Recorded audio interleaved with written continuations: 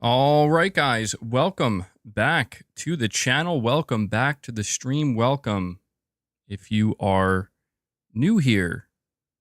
Appreciate you guys joining me today. Appreciate you waiting patiently for the intro to finish up, as always. Today we're talking about the long-rumored Horizon Zero Dawn remaster. I think we were close to believing that it wasn't real. It couldn't be real. But today we discovered, in fact, it is real. We'll talk about it. And we have 223 Gaming not only re-upping his membership, but actually seemingly joining at a higher tier, the Play Has No Limits tier. Thank you so much for that, 223 Gaming. I appreciate the support. And I appreciate you kicking off the members, the member counter today. So 223 Gaming, thank you, buddy. We also have Alan L. Gould with a super chat, and he says, MBG, next it's going to be Spider-Man 2 Remastered Complete Edition on PS5 Pro and PC, LOL. It's quite possible, Alan L. Gould. Clearly, Sony, they're willing to do it. They're willing to do it. But yeah, I was kind of laughing to myself a little bit this morning because when I woke up and I saw the news and I saw, Horizon Zero Dawn remaster kind of circulating, I was just like, oh man, that's definitely going to be a game that shows up at the upcoming State of Play. And I mean, when I asked for PlayStation Studios to show up, I don't know that this is what I was necessarily asking for, But is it as big of a deal as people are making it sound? We'll talk about it. We'll dive into that conversation. I do think with pretty much everything these days, you're going to see a lot of overreactions, but there's no denying that this is not a game that people, I think, were asking for to be remastered. My biggest problem with this is it feels like, man, Sony, like I really don't mind them wanting to do remasters. I really don't. I just don't like this idea of like, we're going to remaster games from last gen that maybe aren't necessarily in need of a remaster, right? While simultaneously completely neglecting just a treasure trove of other games and other IP that I think a lot of people would be happy to see get remastered or remade. And as of right now, it seems like Sony's just not interested in doing that. Subtext says the Final Fantasy VII Rebirth PS5 Pro analysis is a must-watch. PS5 Pro looks better at a locked 60 FPS versus fidelity mode. This is the pro demo we needed. Yeah, I did see that it was kind of trending on Twitter a little bit there. Digital Foundry did do, they went hands-on, seemingly, with a Final Fantasy VII Rebirth demo running on base PS5 versus PS5 Pro. I'm going to have to look into that a little bit later, or maybe later in the stream. But I've been hearing good things about that, which is reassuring. You do have to wonder, like, maybe why Sony didn't make this the focus at first. But Cypherpunk says, MBG, when is Astrobot getting a remaster? Probably by 2027. Cypherpunk, that's what I'm thinking. Astrobot remaster, 2027. Astrobot remaster, PlayStation 6 launch title. What a great game, though. Hell, I'd buy it. I'd buy it just to support Team Asobi. Just to support him. King Scotto says he'd buy it. I do wonder if Astrobot's going to get some kind of like patch for the PS5 Pro. Probably not. I mean, it already looks good. I don't know. I guess they could if they really wanted to. Digital Dude 25 simply says day one. Well, I guess it's safe to say Digital Dude 25 is on board with the Horizon Zero Dawn remaster. We also have 18 May. He says, MBG, genuine question. Any chance we see any live service at the upcoming State of Play? That is a good question. It's a good question. Maybe. Yeah. I mean, I don't know that the chance is like 100%. Like, yeah, for sure. But the idea that we get a second trailer for Fair Games, I mean, it's been over a year since we've seen it. It's possible. What's up, Steven? Cool to see you here, man.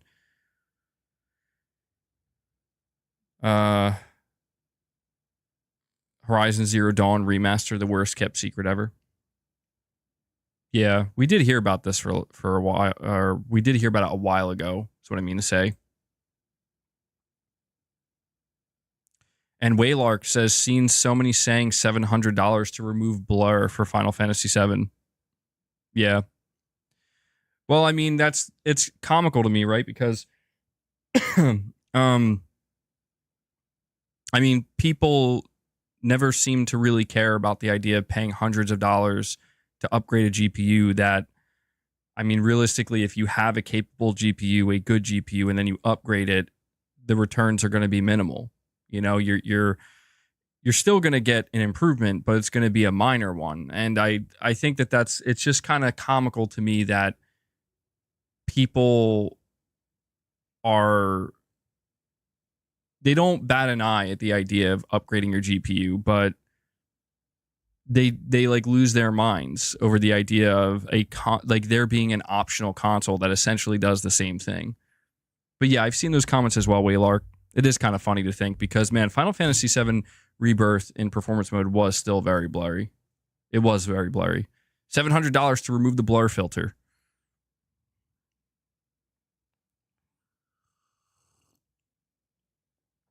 But check this out. PlayStation Lifestyle. They report it looks like Horizon Zero Dawn Remastered's official announcement and release date are not too far away. The rumored remaster was first outed in 2022 when some outlets got a hold of an internal Sony document, but we really haven't heard anything since, until today, that is. The unannounced title has just been rated by the ESRB. The ESRB rating, thanks to Reddit, mentions PS5 and PC as the remaster's platforms. It looks like Sony will be opting for a simultaneous release, just like they did with Until Dawn Remake. Previous reports claim that Horizon Zero Dawn Remastered will feature an improved lighting system, texture overhaul, improved animations, and new character models. According to MP First, who first leaked the remaster, the game will also feature new accessibility options, different graphics modes, and VRR support.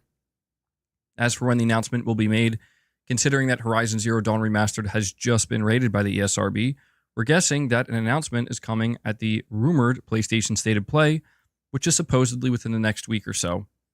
Whether or not the game will be enhanced for PS5 Pro remains to be seen. It's going to be enhanced for the PS5 Pro, for sure. So, yeah, this is kind of what made me laugh and just kind of shake my head a little bit when I woke up to this news this morning, because I'm like, man, really can't wait for that State of Play, bro. Can't wait for that new State of Play where Sony's going to show me new games to get me excited to play on the PS5 Pro. And then the first game that leaks out is like, you ready, MBG? Ready for that Horizon Zero Dawn remake? I know you've been asking for it. It's like, well, no, I don't know that that's what we're bringing, bro. And, you know, it's not going to be the only game that shows up, but there are a couple of questions I have. Well, there are basically two questions I have. All right. There are two questions I have here. And depending on the answer to these questions determines my level of, I guess you could say, disappointment or frustration or frustration. Question number one. Will there be a $10 upgrade path for Horizon Zero Dawn Remastered for those who bought the game on PlayStation 4? That's question number one. If the answer to that question is yes, there will be a $10 upgrade path if you already own the game, great. If the answer is no, it's a big what the F, I think. It is a remaster, by the way. Got to put that out there. It's not a remake, it's a remaster. Question number two. Who developed it? Because that's the big thing here, right? Sony, why are you wasting your time and your resources on a Horizon Zero Dawn remaster? A remaster that I don't think anybody was asking for. Why are you wasting your time and resources when those resources and that time and that budget, they can be put to a new game or at least a different remaster that people would be more excited for? And depending on the answer to this question, I mean, if the answer to this question is, well, actually, we have new hires at Guerrilla Games, new developers that Guerrilla Games hired. They were tasked with doing this remaster as a way to get them familiar with the engine and their development pipeline and process. Okay, that's fine. That's completely non-consequential. It actually even makes sense.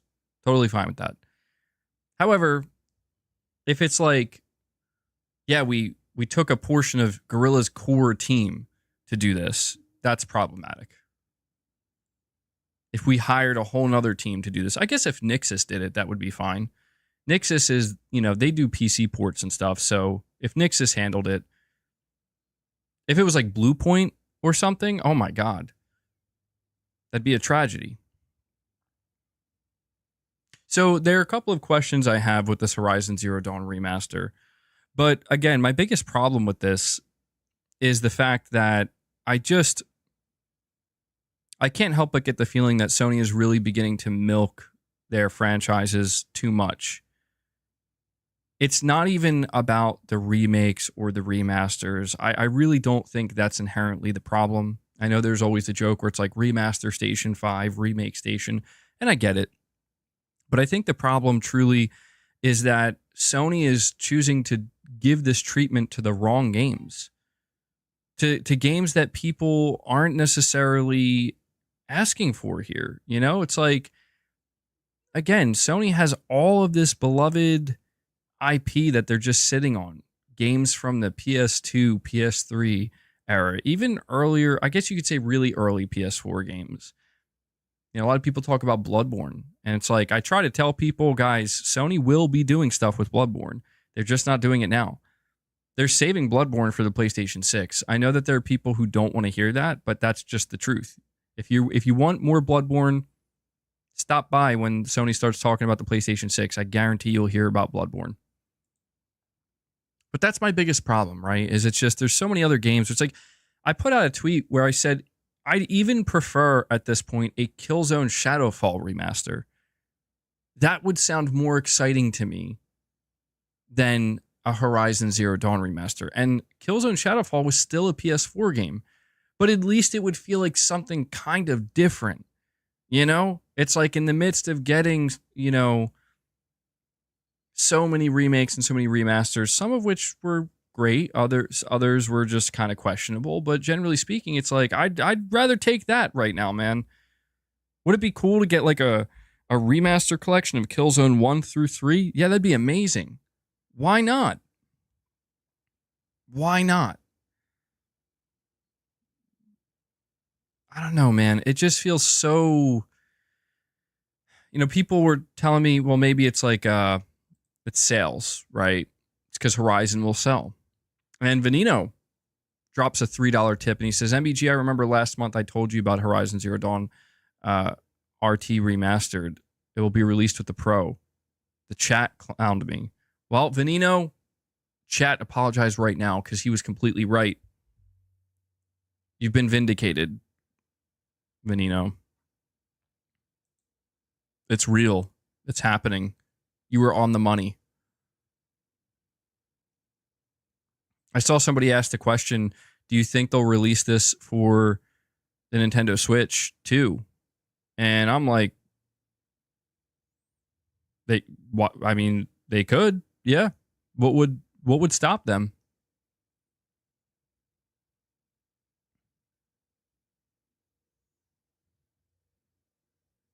I mean, I think the timing of this is also pretty awful, right? MBG, this is a way for Sony to get their users used to day and date PC releases. That's all this is. That's an interesting That's an interesting theory, Devil Shooter. You could be right. It is fascinating to think that we're getting a remake of Until Dawn. Or we're not even going to call it a remake. It's a remaster. A remastered Until Dawn. And that's going to be day and date with PC. Now, Horizon Zero Dawn. A lot of Dawns here. Getting a remaster. It's going to be day one on PC as well. Yeah.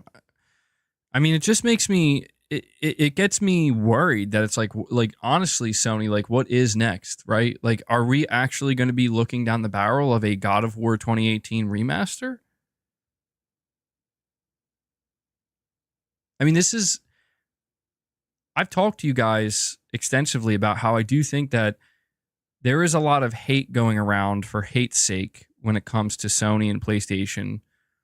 But in the midst of that, there's kind of a lot of people end up feeling like they got to pick sides. They got to defend Sony or they got to join the hate bandwagon. But the reality is there's a lot of good and there's a lot of bad. I think that for some people, there's just more bad than there is good. For others, there's more good than there is bad. It's all, I think a lot of it is subjective. But with something like Horizon Zero Dawn Remastered, I feel like it's a little bit less subjective, truthfully. I think that generally speaking, it's safe to say that really nobody was necessarily asking for this.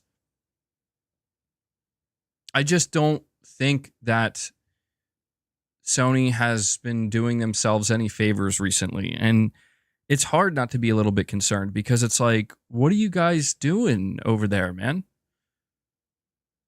You know? I understand that a lot of people may end up having, or at least some people may end up having the take or the opinion of, it's not that big of a deal, it's people overreacting. And it's like, well, listen, I agree, again, that there is a lot of overreaction, but we do have to start to question, like, how many questionable decisions can be made in a row until we really start to question, like, Sony, what the fuck is going on at your HQ? And I'm not trying to blow this situation out of proportion because it's not the end of the world. I'm still going to watch the state of play. I'm still going to get my Pro. I'm still going to enjoy gaming on PlayStation. But when I think about it more holistically here, right? Pretty much ever since Jim Ryan left, it's Concord, Astrobot, PlayStation 5 Pro, Until Dawn Remake, Lego Horizon, also releasing on Switch, and now a Horizon Zero Dawn Remaster. And I guess, the mentioning Jim Ryan is kind of irrelevant here because it's just, who I'm really starting to question more than anybody, genuinely, is Herman Hulst. I'm really, really starting to question, like, if he should be the one running PlayStation's first-party studios. Because all of the stuff we're starting to see, both the good and the bad, is stuff that he greenlit, that he said yes to. And, I'm sorry, but when I look at something like Horizons, I don't think it's fair to take something like Astrobot and be like, well, Astrobot crosses out Concord. Or Astrobot crosses out Horizon Zero Dawn Remake. In my opinion, that's not how it works. I do believe you have to take the good with the bad and the bad with the good, but we have to take them individually and scrutinize them individually, or give them the credit that they deserve individually. And if we're talking about kind of weighing the pros against the cons and trying to decipher, like, well, how many pros are there versus how many cons? For me, it's more about trying to determine the weight of each negative, of each con, right? Because it's like something like Concord,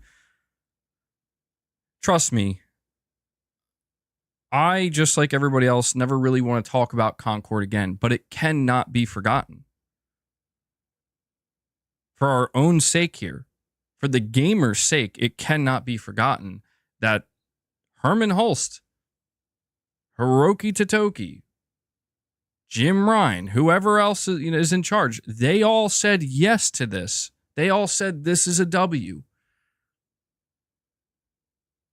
And it wasn't until they realized just how much of an L it actually was when it's out there in the hands of the public that they're like, oh, shit.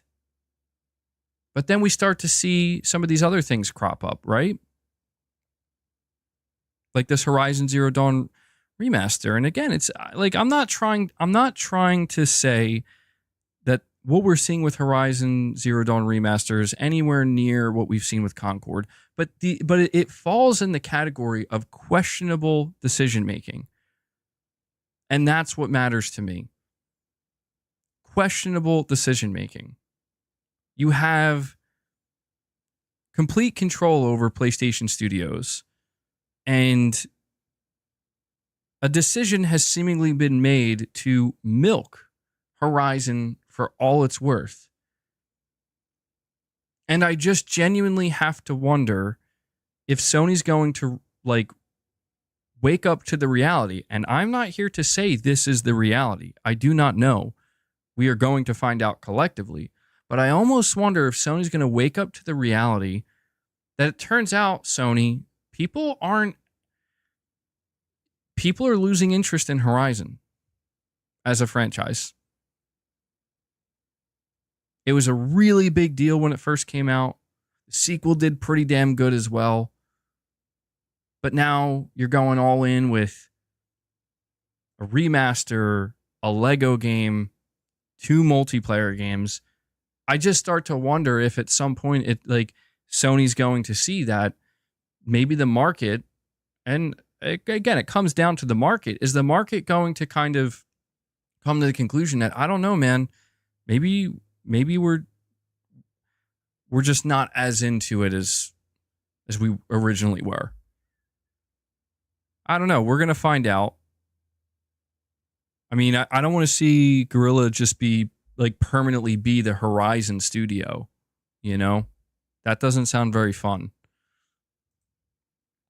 Just like I don't want to see Sucker Punch just be the Ghost of Tsushima studio permanently, or Naughty Dog be just the Uncharted studio or just the Last of Us studio. We want to see these studios eventually move on to new things. Delwyn Jones, you're saying Horizon Remaster is a W for me. I don't care what anybody says. It goes to show why these franchises are doing amazingly well. Zero Dawn, day one, playing on PS5 Pro. Can't wait. That's interesting. And see, that's where I wonder. I wonder if it turns out that Horizon Zero Dawn Remastered is actually going to do just fine. I really wonder if that's what's going to happen. And I'm a believer in the market speaking for itself. I am a believer in that. So if Horizon Zero Dawn Remastered is met with a lot of criticism on the internet, but then the sales reveal that actually it's doing pretty well and it's making Sony money, then to me, again, the bottom line here is what the internet says doesn't matter. And the reason for that is because what the internet is saying is not an honest reflection of the bottom line results. If the bottom line results end up being, yeah, we're making a pretty good amount we're making a pretty penny on this, and it was totally worth it. And, I've seen that happen multiple times. So I'm not saying it couldn't happen here. It could very well happen here again. But I don't know. I mean, there was a lot of outcry for something like The Last of Us Part 1. The Last of Us 1 remake. There was a lot of outcry for that, but it seemingly did just fine. And, this is where, for as questionable as it may seem at times, why are you doing this? Who asked for this? It turns out not you, and maybe not the person next to you, but a lot of people apparently did. But my whole thing here is, like I said, I don't mind remakes and remasters. Some of them I get way more excited for than others. You know this. And I don't want to be that person that's like, oh my God, because I'm not excited for this remake or remaster, it shouldn't exist. I don't like that because I see people get like that for games I'm excited about. Like, I don't know. I think of like Silent Hill 2 remake or MGS3 remake, and people are like, bro, you're excited for remakes? Really? Why not new games? And it's like, who said I didn't want new games too? Like, we can have both.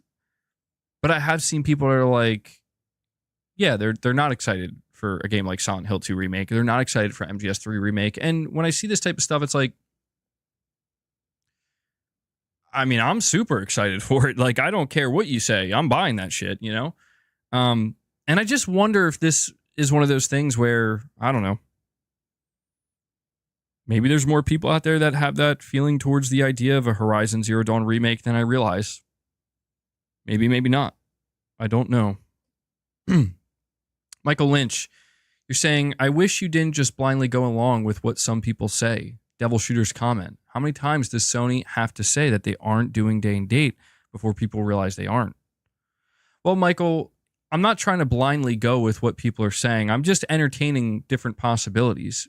And the reason why I say this, Michael, is because the truth for Sony is that they can change their mind at any moment. And they have. And I do agree to the extent that they did say they're not going day and date. They did say they have a very purposeful strategy when it comes to how they approach bringing their games to PC. They've stated this numerous times. But if there's something that I've learned, and this is not exclusive to Sony, by the way, Michael, this is not exclusive to Sony. This is just the corporate world. There's something I've learned about corporate executives speaking to the customer base and to the public is that technically they're not lying. On the most technical level, they're not lying.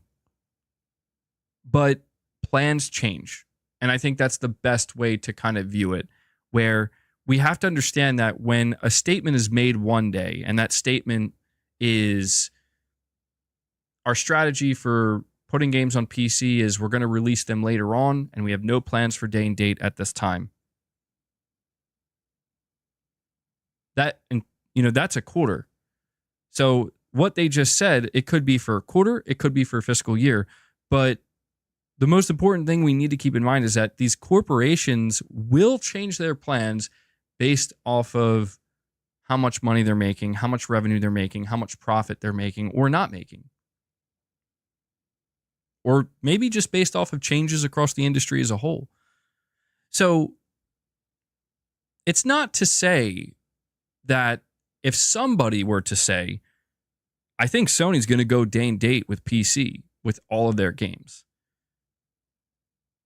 They may be right. They may be wrong. It's just a statement.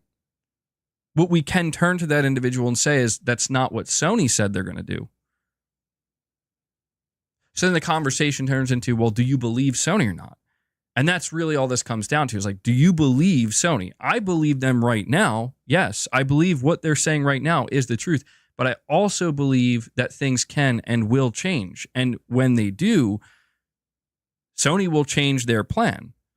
And therefore, in a shift of their plan, it could also come, with that could come a complete change in their statement.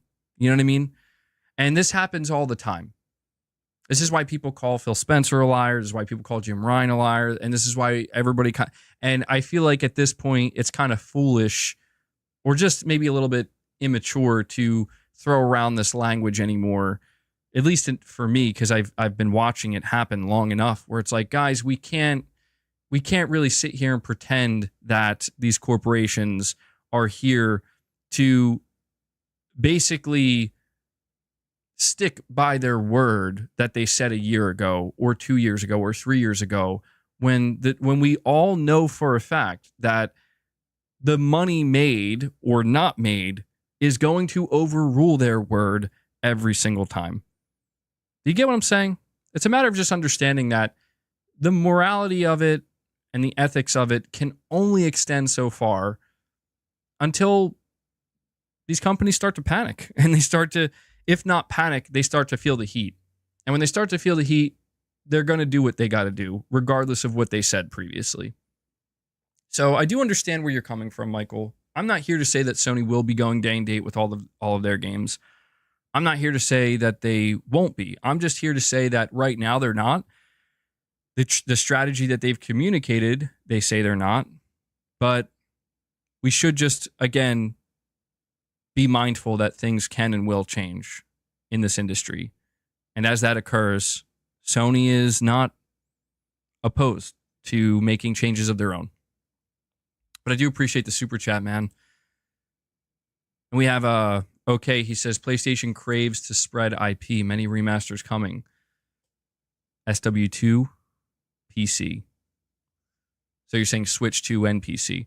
I will say, okay, I agree that Sony very clearly wants to spread their IP around in the sense that they really want to make it a thing. You know, like they really want, they do want to oversaturate the market with their IP, which, you know, it's a slippery slope. It can work, but it can also backfire sometimes. But the thing I'm most interested in finding out as we move forward, okay, is knowing that Lego Horizon is on the Switch. This is another one of those scenarios where we have to ask ourselves, who is responsible for this? Is Lego Horizon on the Switch because when they made the agreement with Lego, they're like, you're going to release this on the Switch, right? And the only way Sony could get the Lego brand is by agreeing to put it on the Switch. Or is it because Sony themselves decided this would be a great game to put on the Switch? This is the question I have because, well, there's no denying that this is a PlayStation Studios developed title that's going to release on a, I don't know if using the term competing console, but I don't even know if using the term rival would be appropriate at this point, but another console that's not the PlayStation. That's interesting to me because it does naturally lead to the next question, like, so are any other games coming to Switch or Switch 2? I mean, I will say this. As of right now, Horizon Zero Dawn Remastered is not rated for Switch 2. But I don't know, man. Could you imagine a scenario where it's like we're watching the Switch 2 event and then you just hear the Horizon music? And then it's actually like Horizon Zero Dawn Remastered. Could you imagine that? I mean, it would be kind of shocking in a way. Actually, you're saying Nintendo is absolutely a competing ecosystem?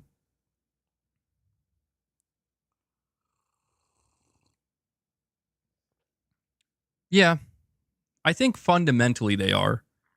On the most fundamental level, they are. Yeah, I agree. But maybe Sony just views the Switch the same way they view PC, where it's like, you could argue PC fundamentally is a competing platform. Fundamentally, right?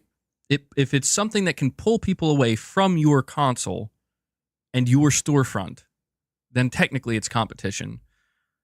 But it seems like it only extends so far where it's like Sony maybe is like, maybe there are like kind of ways we can make this work in our favor, but only under very specific circumstances. You think that's an absurd notion? That's surprising. That's surprising you think it's an absurd notion. Is it? I don't know. You guys think I'm totally out of pocket with the idea of Horizon being announced for the Switch 2? I don't know. Maybe I totally am out of pocket. Omen86 with the super chat says, so, a great game made even better, and there's more complaining because it's a remaster? Re-releasing quality is just another nail in the coffin for Xbox. Omen, I absolutely love the ending of that super chat. I wasn't sure where it was going. Omen wrapped that one up nicely. Re-releasing quality is just another nail in the coffin for Xbox.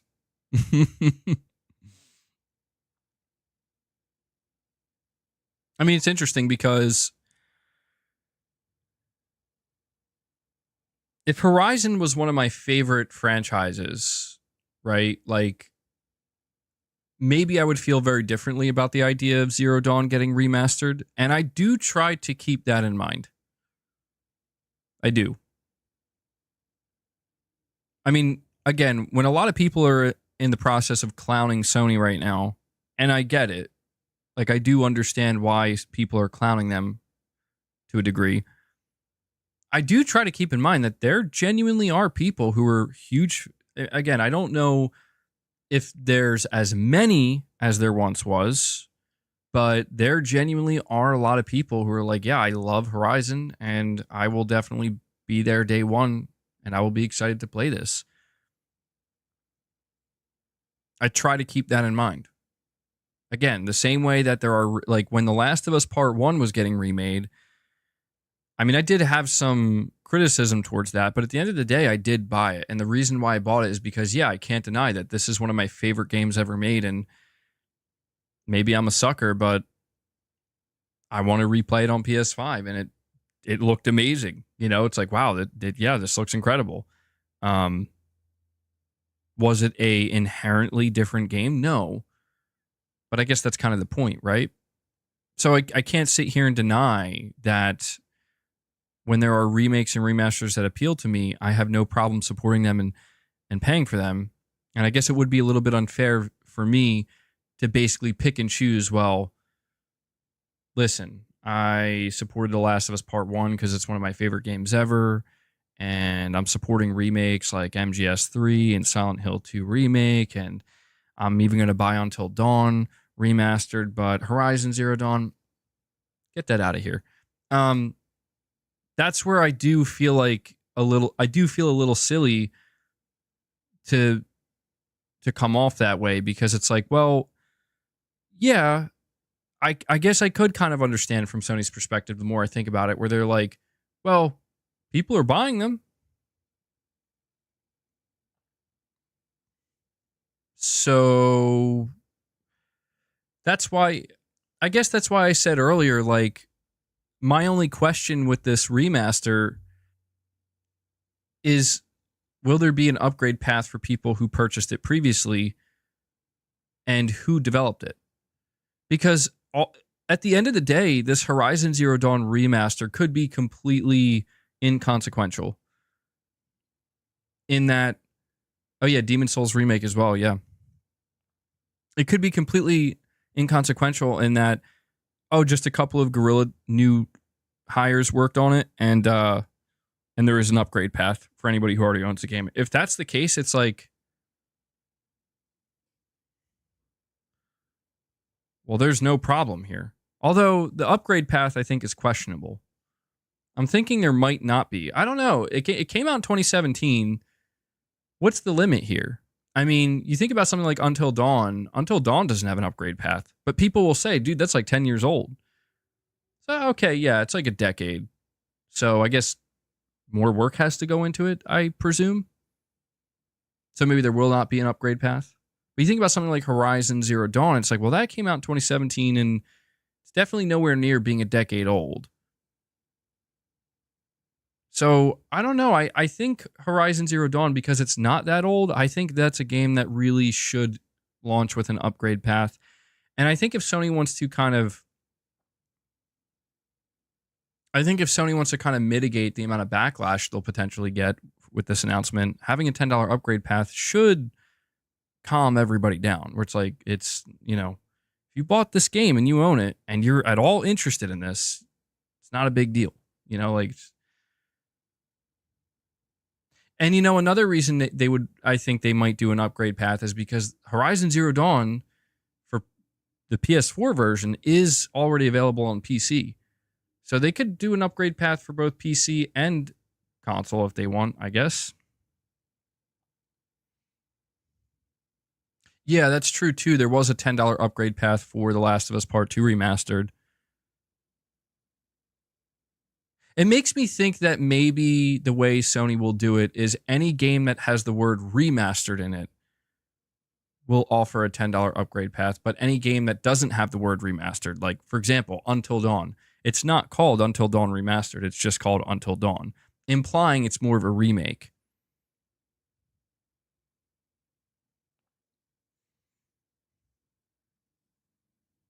Oh, that's true too. Yeah, that's a really good call out there, Carl. You're saying it was given out for free during the pandemic. Okay. In that case, yeah, I don't know. That gets pretty messy. I guess what they could do is, like, if you got it for free, you can't just pay the $10 upgrade fee.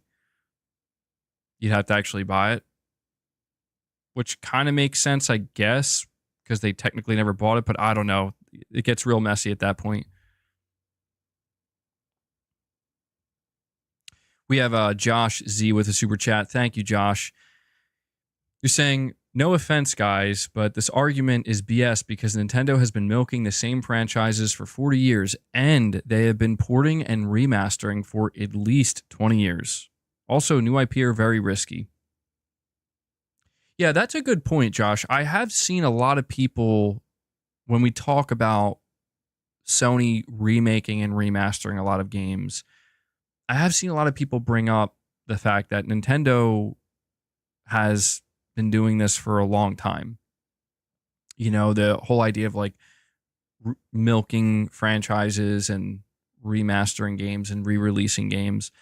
I even saw, I think it was Gaming Survivor earlier, he was like, guys, how come nobody really cared when Nintendo basically remastered the entire Wii U catalog and then, you know, like, charged full price for it? And I was like, oh yeah, I guess that is a thing that kind of happened. I mean, I guess it's somewhat of a unique situation because the Wii U, it's just, like, failed so bad, like almost nobody even knew about those games or, like, what even happened there. But yeah, I don't know. I guess in a way you could say that Sony is maybe beginning to show that they are much more serious now. I mean, we use the term milking their franchise, but I guess Nintendo kind of has revealed that quadrupling down on your franchises and just constantly, like, you know, if Sony were to just be like Last of Us, Ghost of Tsushima, Uncharted, Horizon, God of War, and they just keep going and going and going and going and going and going. It's like Nintendo, I guess, kind of has proven that it is a viable path forward to do that. And it is, you know, you talk about, Josh, you say, like, new IP is very risky. That's absolutely true. And that's the thing that I can't wait to see from Sony, because I'm telling you, man, like, when Sony finally has a couple of their bigger studios show new IP, it's going to shut pretty much everybody up, at least for a little while, which is good, because if people are being shut up, that means something good has happened, something that people have been asking for. And this is where, like, as long as Sony doesn't abandon the creation of new IP in favor of just milking franchises, right? As long as they don't abandon that, then I guess really it's not that big of a deal if they want to keep growing. I mean, we see it as milking, but they see it as growing, right? And I guess maybe that is what it is at the end of the day if it's working. There's nothing wrong with that, as long as it's not coming at the expense. And I understand the argument that some people make, but I think the argument that some people make, they don't realize that you're going to fail if you do that. Like 9 times out of 10, you're going to fail if you do that. It is too risky, where people are saying, well, look, Sony should just make it so that there's, like, a cutoff where we're done here, and now we're like, every studio is going to move on to something new. It's like, that's insanity. Like, that would be just straight up bad business. A more appropriate way, a more reasonable way to handle it is if we have very successful franchises that people are happy with, grow those franchises. But we don't want all of our studios working on sequels or spin-offs or remasters or remakes. We need to have a certain amount of our studios always working on new stuff as well, kind of splitting it up. That's the smart way to go about it because you get the best of both worlds. And I understand that a lot of people who are not paying attention do not understand that that is in fact what Sony's doing. I understand that if they haven't shown you anything and they haven't talked to you about anything, then how are you supposed to know that they're making new stuff? I get it. But as somebody who follows this very closely, I am here to tell people and inform them that for as upset as you might be at the idea of all of these remasters and remakes and sequels, the good news is quite a few of Sony's internal teams have been and still are working on brand new games that are just simply not ready to reveal yet. And I'm not here to tell you they're going to be great and you're going to love them. I'm just here to tell you, if you are somebody who's asking for new stuff, it is on its way. And you can't rush it. If you rush it, well, that's just dumb. What's even the point, you know? IP Gaming asking if I'm wearing pants. IP Gaming coming in with the real questions. VG, are you even wearing pants right now?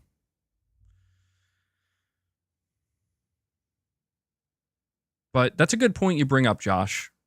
And I guess I kind of wonder, maybe somebody can answer this for me or try to answer this. Why is it that people have seemingly accepted and basically given Nintendo the okay in this regard, where they keep going with the same franchises and they keep doing re-releases and remasters and remakes? Why is it that Nintendo seemingly gets the okay, but when Sony does something, I'm not saying it's exactly the same. I'm not saying it's the same. I'm just saying when Sony does something similar or in a similar vein, people seem to lose their minds. And that's a genuine question I'm asking. Like, I don't know the answer to that. I know sometimes when I ask these questions, it seems like I'm being facetious, but I'm really not. I don't know. Okay, you're saying because they are OG and operate by their own rules. Is that really it? Is it just like a... I guess that almost sounds like a reputational thing.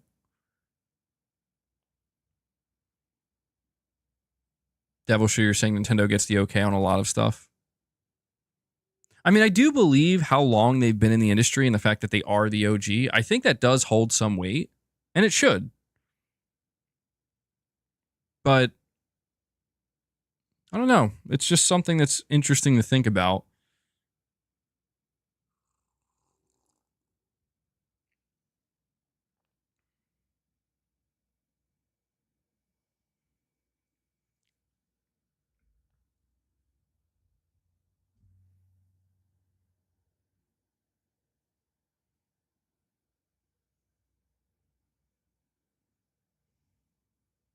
I'm just reading a little bit of what the chat has to say.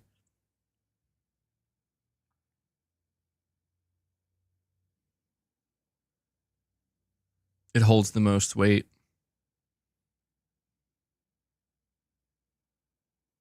Well, you thought I fell asleep. Yeah, I sometimes I just fall asleep with my eyes open. It's because they always change the gameplay, in your opinion?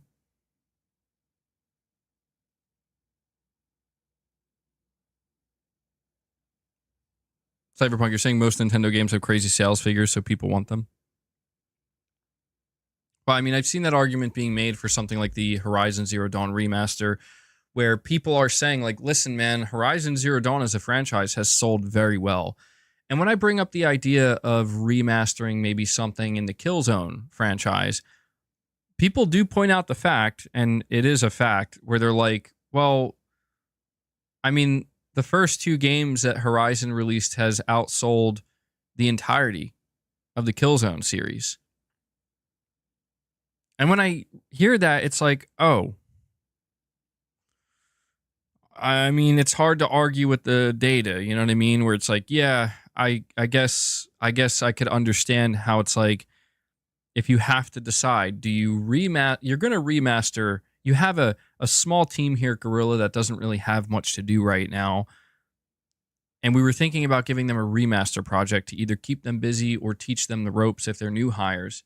You can choose between Horizon Zero Dawn, which released to critical acclaim in 2017 and went on to sell over 10 million units, or you can remaster any of the Killzone games, which none of them individually, I think, crossed 3 or 4 million sold. Some of them are critically acclaimed, but yeah, which one do you choose? And I guess I do understand from a purely business standpoint why the decision would be made, like, we should probably just go with Horizon Zero Dawn. But I guess that's just where, I'm not the one wearing the suit. I'm not the one making these business decisions. I'm the one sitting here thinking, like, man, it would be great to have even if it's a remaster, it would be great to have a first-person shooter, maybe another remaster Killzone 2 or something. It'd be great to have that multiplayer. But yeah, I guess that's just kind of like the reality of, if you're doing business and you're here to think about bottom lines. Bismarck129 says, it may depend on how it's priced. The Last of Us Part 2 Remastered didn't receive the same backlash as Part 1 due to the price, and there was an upgrade option for PS4 owners. That's true. That's true, Bismarck. I didn't really talk about the pricing. I did talk about the potential of a $10 upgrade path for owners of the game, but the idea that they could kind of maybe completely mitigate any backlash by just treating it like because that's kind of how The Last of Us Part 2 is treated, where they didn't make a big deal about it. It's just like, here it is. If you want it, go get it. If you already own it and you want it, $10 upgrade. And that's it. And we're moving on. And I do agree that this would be the best way for them to handle it. Because I do have a bit of fear that, like, man, it's not going to be a great look if Sony puts a big deal, like a big emphasis on this game at their state of play. And these are supposed to be like PS5 Pro games. Now, don't get me wrong. The idea of a Horizon Zero Dawn PS5 Pro remaster, that game's going to look gorgeous. Like, hands down, it will probably be one of the best looking games we ever see. I firmly believe that. And I do think that there are aspects of Horizon Zero Dawn that could use improving. I do see people making it sound like, oh, Horizon Zero Dawn is perfect and it's fine. It's like, well, not really. Like, it holds up great. Don't get me wrong. You go play it now, it holds up amazingly well. You play it on PS5, it does look great. But if you put it side to side to something like Horizon Zero Dawn, you begin to realize, oh, okay. Now I see just how much better it could look, right? So I'm not even like entirely opposed to the idea of, because I think for a lot of people, Horizon Zero Dawn was the better game. I think a lot of people really liked the sequel, but I think generally speaking, most people enjoyed the first game better. And I'm not like entirely opposed to the idea. It's not the first game on my list. It's definitely not. But I'm not entirely opposed to the idea, because I think I did enjoy the first game more than the sequel. Getting it fully enhanced, like basically getting Horizon Forbidden West level graphical fidelity, animations, and, just really going all out with it in an updated version of the Decima engine. And if Sony can come out and be like, bro, you can get that for $10. Okay. Like, that to me is not a problem. Unless it was like Bluepoint who did it. Then I might have a problem, because it's like Bluepoint shouldn't be working on something like this. But that doesn't sound like a problem to me. So I do agree, Bismarck. It really, I think, does depend on how they handle it in terms of the rollout, because you're right. The Last of Us Part 2 Remastered, it did receive a little bit of backlash, but nowhere near what we saw with something like Part 1 Remake, Because I think when people saw the $10 upgrade path, they were just like, oh, all right, whatever,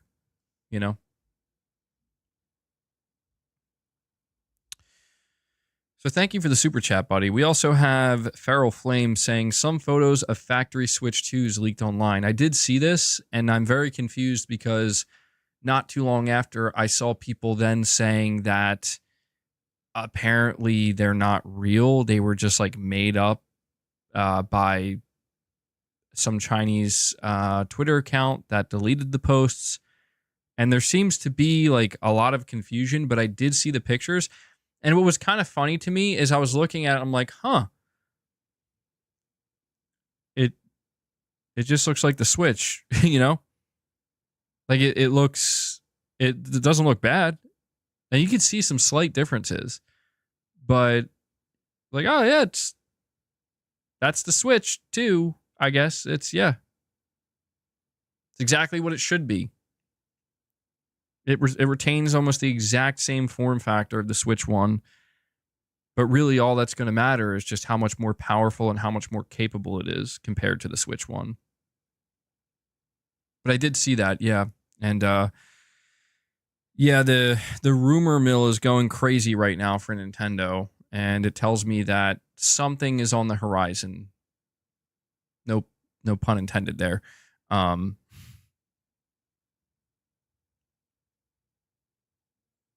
I can't wait to find out that Horizon Zero Dawn Remaster is going to launch at the same time that the Switch 2 is launching with some kind of Zelda remake or remaster or something.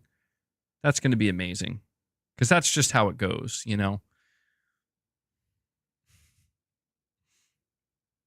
Kazuya88 says, MBG, a politician once said, quote, "The mood is much worse than the actual situation," end quote. This is how I feel about PlayStation overall. Concord was bad. I don't need a Horizon Zero Dawn remaster, but other than that, I feel good about PlayStation. That's actually well said, Kazuya. I appreciate those words of wisdom. I do. Which politician said that, by the way? That is a pretty good quote. I've never heard it before. And I think there's truth to it. Yeah, I do think that, like you're saying, that the mood is much worse than the actual situation, because the situation really isn't that bad. Like, and I've tried to tell people, and I know it's hard for me not to come across like rude or fanboyish when I say this, but I mean, I just hope that people understand what I'm trying to get across. I've always tried to tell people that, like, listen, man, if you feel genuinely that Sony has lost their way and they are just a shell of what they were before or what you expect from them, and I say this as somebody who literally did this with Microsoft, like, if you really feel that way, like, just walk away from it, because there are other options. And that, I think, is the most important thing that I try to tell people who see me, because that's the thing. A lot of people act like they're really messed up by the way Sony's behaving. Like, they're really messed up by it. And I'm like, listen, I get it. I've been there. Here's what you need to do. You got to pack your shit and you got to take it somewhere else and give somebody else your business. That's all you can do. Sony stole my wife. Damn, Gaming Survivor. That's a pretty good reason to... You know what? I will say, that's a pretty good reason to be very emotionally distraught with Sony. That definitely transcends just Sony announced a greedy price point or something, you know? You're saying there is no options? That's not true. I don't believe that at all. And so I do agree when people will say things like, well, Sony needs more competition. I do agree with that. Now more than ever, people are talking about the idea of Microsoft not properly competing with Sony. And yeah, it's over. Like, Microsoft is done, dude. They will still have a console, and that's still an option. Like, let me put this one out there for you. For all the people that are so upset right now with PlayStation, For all the people crying out so loud that PlayStation needs more competition from Microsoft, why don't you go buy an Xbox? I'm not being facetious about that. Seriously. Like, go buy an Xbox. Go start giving all of your money to Microsoft. If not Microsoft, go to Nintendo. If not Nintendo, go to PC. Like, and I understand, like, there are people, they leave these emotionally driven comments where like, I'm leaving for PC, Sony. I hope you're happy. It's like, do you think Sony cares? They don't. Now, here's the thing, though. If you and millions of other people agree and you all migrate to PC, then Sony will care. But you might have to ask yourself, why wouldn't that happen? Why wouldn't millions upon millions of people collectively at one time leave PlayStation? What do you think the reason for that is? Is it because they're being held at gunpoint? Or is it because maybe it's not as bad as you think it is? Or people out there don't feel the same way you do about it. You see what I'm saying? It's just kind of funny in this instance to see people complaining to Sony. Sony, why don't you have more competition? Damn you. How could you do this to us? Like, that's not Sony's problem. That's the competitor's problem. And I think a lot of people are overlooking that, where you can't blame Sony for winning the competition. You can be mad at them, sure, but you can't blame them. They just did what they had set out to do from the start. We couldn't blame Sony any more than we could blame Microsoft if the roles were reversed and Microsoft beat the shit out of Sony and kicked Sony out of the console race.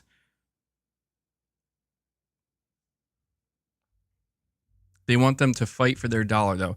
I would like to see that, yeah. And that's where it's like, listen, man, here's another truth, right?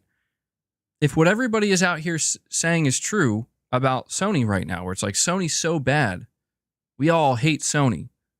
Me and my homies hate Sony, you know, like, you guys know that meme, right? If that's true, then this would be the best opportunity Microsoft could ever ask for to knock Sony off the top. This is the moment. Come out with a crazy price cut. Market this shit. Let everybody know we got a better offer here. But they're not. Why do you think Microsoft isn't doing that? Do you know why Microsoft isn't doing that? Because the reality is Microsoft is here for the same reason that Sony is, for the same reason that Nintendo is, for the same reason that anybody on any platform holder on PC is. They're here to make money. And it turns out in 2024, if you want to make money in this particular business, in this particular market, it ain't going to be cheap. It ain't going to be cheap for anybody. That's the reality. But people want to completely overlook that, and I get it. But I was serious about what I said, man.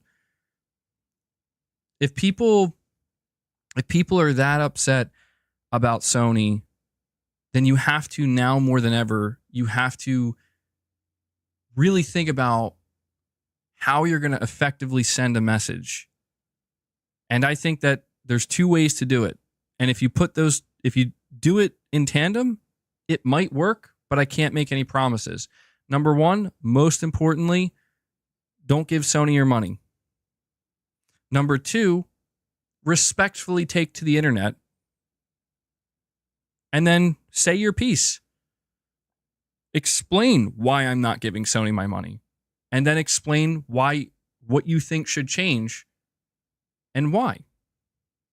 Again, I can't promise you that will change anything, but those are the two things you have the power to do.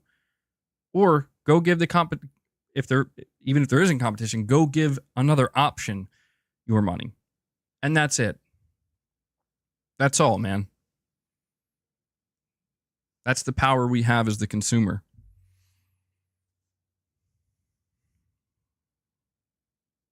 Laman says here, hey, MBG, have you seen the new Dragon Age gameplay and graphics? Apparently, pre-orders are Concord levels. Even Asmongold dunked on the game for its DEI. I'll be honest with you, I have not seen a single thing, Laman. I actually completely forgot that there was even a new Dragon Age game until you just mentioned it right now. I'm not even kidding. I'm not even kidding. And actually, I don't even know what to think of that. I mean, it sounds pretty bad. I can't judge it. When was this new Dragon Age game revealed, by the way? Wait, was this revealed at the Xbox Showcase? I feel like that's where I remember it. I feel like it's jogging my memory a little bit. I think that's where I remember seeing it, right? And I didn't care. Okay. Yeah, now, all right. Yeah, I did not care for what I saw at all. Not even a little bit. That's crazy, though. Wasn't Dragon Age like a really successful like fantasy RPG for EA and BioWare? Saying pre-orders are Concord levels. That's crazy. I would hope not, dude. If that's true, they're in a world of hurt. They're in a world of hurt. But Dragon Age was never a series I got into. I know that it was considered great once. Antonio, you're saying check out Gaming Leaks and Rumors subreddit. Paul Tassi is talking about Marathon. $40 is legit and more information. All right.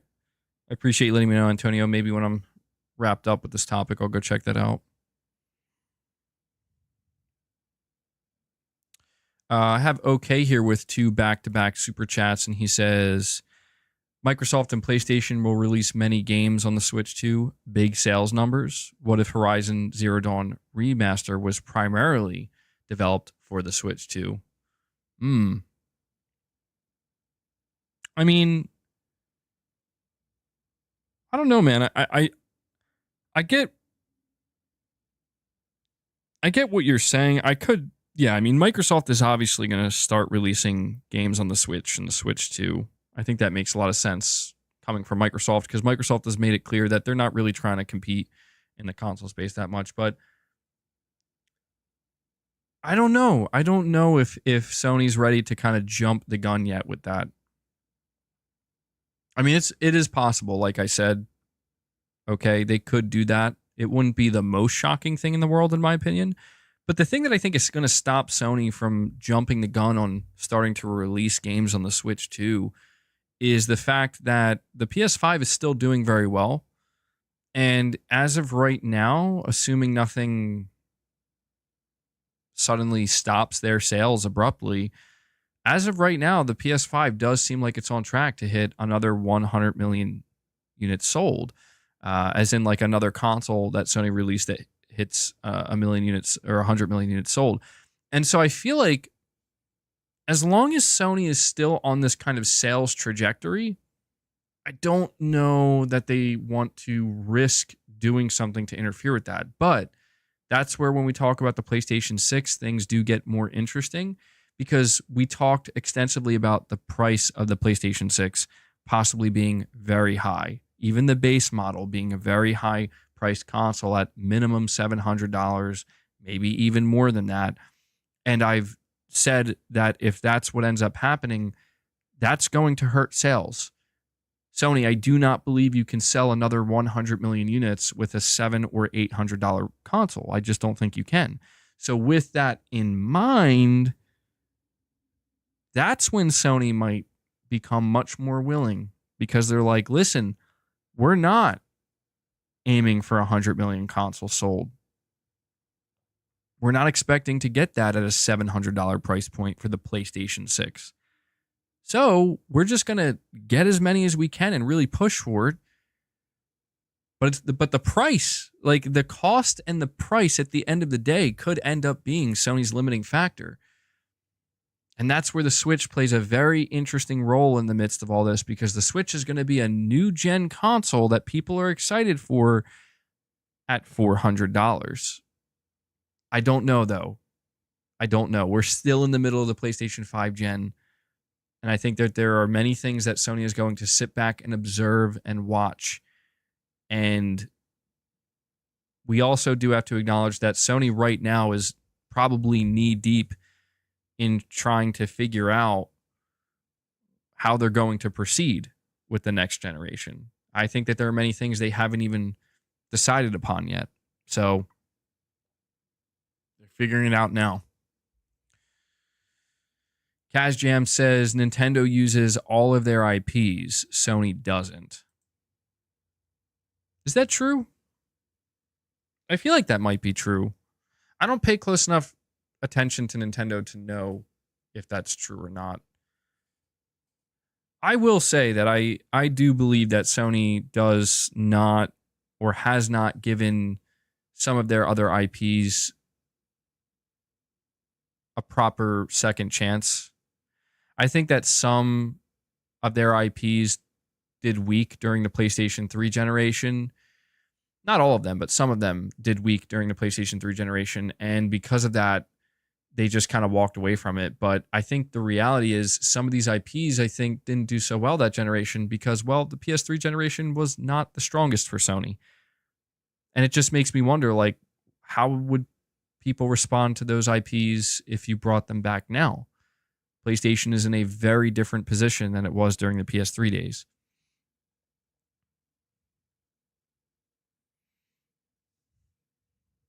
Zero Connection says more people would be open to remasters if the frequency of remasters was much smaller than the creation of new IPs. Personally, ready for something new. Yeah, that is a true statement, but the problem with that is it's not possible. You know? I would prefer that too. And I think a lot of people, if we were getting new IP like every other year, or even every year, yeah, I think people really wouldn't care if we constantly were getting remakes and remasters alongside new IP. But at least in the case of Sony, that's not a possibility simply for the fact that these games that Sony is making, or that they are making, I mean to say, they're going to take many years. I mean, these are not mid-size new IP. These are big AAA, I mean, high production value blockbuster titles that they're developing. And so because of that, they're going to need like 6 or 7 year development cycles. Hopefully shorter than that, but realistically, knowing that new IP takes a little bit longer to develop. And so I do think you're correct in that if it was the other way around, people would feel much better, but it's just not the way it is. And Josh Z with another super chat. He says here, I think Sony has franchise eras and we just have not hit the next era yet. Yeah, that's a good way of viewing it, Josh. I think you're right about that. Sony, they have always kind of seemingly moved on. And I am very curious to see as we finish out the PS5 gen and eventually go into the next generation, I'm very curious to see what happens in that regard. Like, will Sony continue to keep certain franchises going? I mean, you think about like God of War, like God of War's kept going, right? And I think Horizon might keep going. I mean, I'll be honest with you guys, like Guerrilla as a studio doesn't seem like they want to move on. They seem to have no interest in making something new right now or anytime soon. And I'm not so sure that Sony feels like they have to force them to if their games are selling well. You know? But we know Naughty Dog's working on something new. We know Santa Monica's working on something new. We know Sony Bend is working on something new. Blue Point Games is working on something new. Housemarque is working on something new. Media Molecule is working on something new. And see all those studios I just listed? They're all working on something new. All those studios. Does anybody know? No. Well, I mean, some of you guys do, but does the general public know that? They don't know that. but they will. And so maybe that's kind of what you're referring to here, Josh, is all the studios I just listed are going to make up the second wave of here are the new games. You know, like here's the new wave of new IP. Some of them will land, some will not. Hopefully they all do, though, you know? And that's kind of, if you think about Concord, right? Not to keep bringing it up, but that's kind of like the biggest problem with Concord is I did give Sony the credit where I'm like, yeah, Sony, that's a new game. That's a new game. It's a new IP. But it's just really a bad one that probably shouldn't have been made, you know? And that's kind of the awkward nature of where we're at right now, because I feel like Sony was like, oh, everybody says they want new IP, well, let's give it to them. It's like, well, not that one, you know, like something else. And then I think about like Fair Games, you know, and it's like, well, I don't know about that either. Well, we'll see. Maybe, but I'm hoping by the time Fair Games comes out, Sony will be able to be like, listen, it's it, guys, listen. If you don't like Fair Games, that's okay. Here's Santa Monica's new game. You know, here's Naughty Dog's new game. I'm hoping that's kind of the way it goes down. Because another problem with Concord is like, Concord didn't really have anything else crazy surrounding it to like kind of like distract. I guess you could say Astrobot kind of distracted people from it a little bit.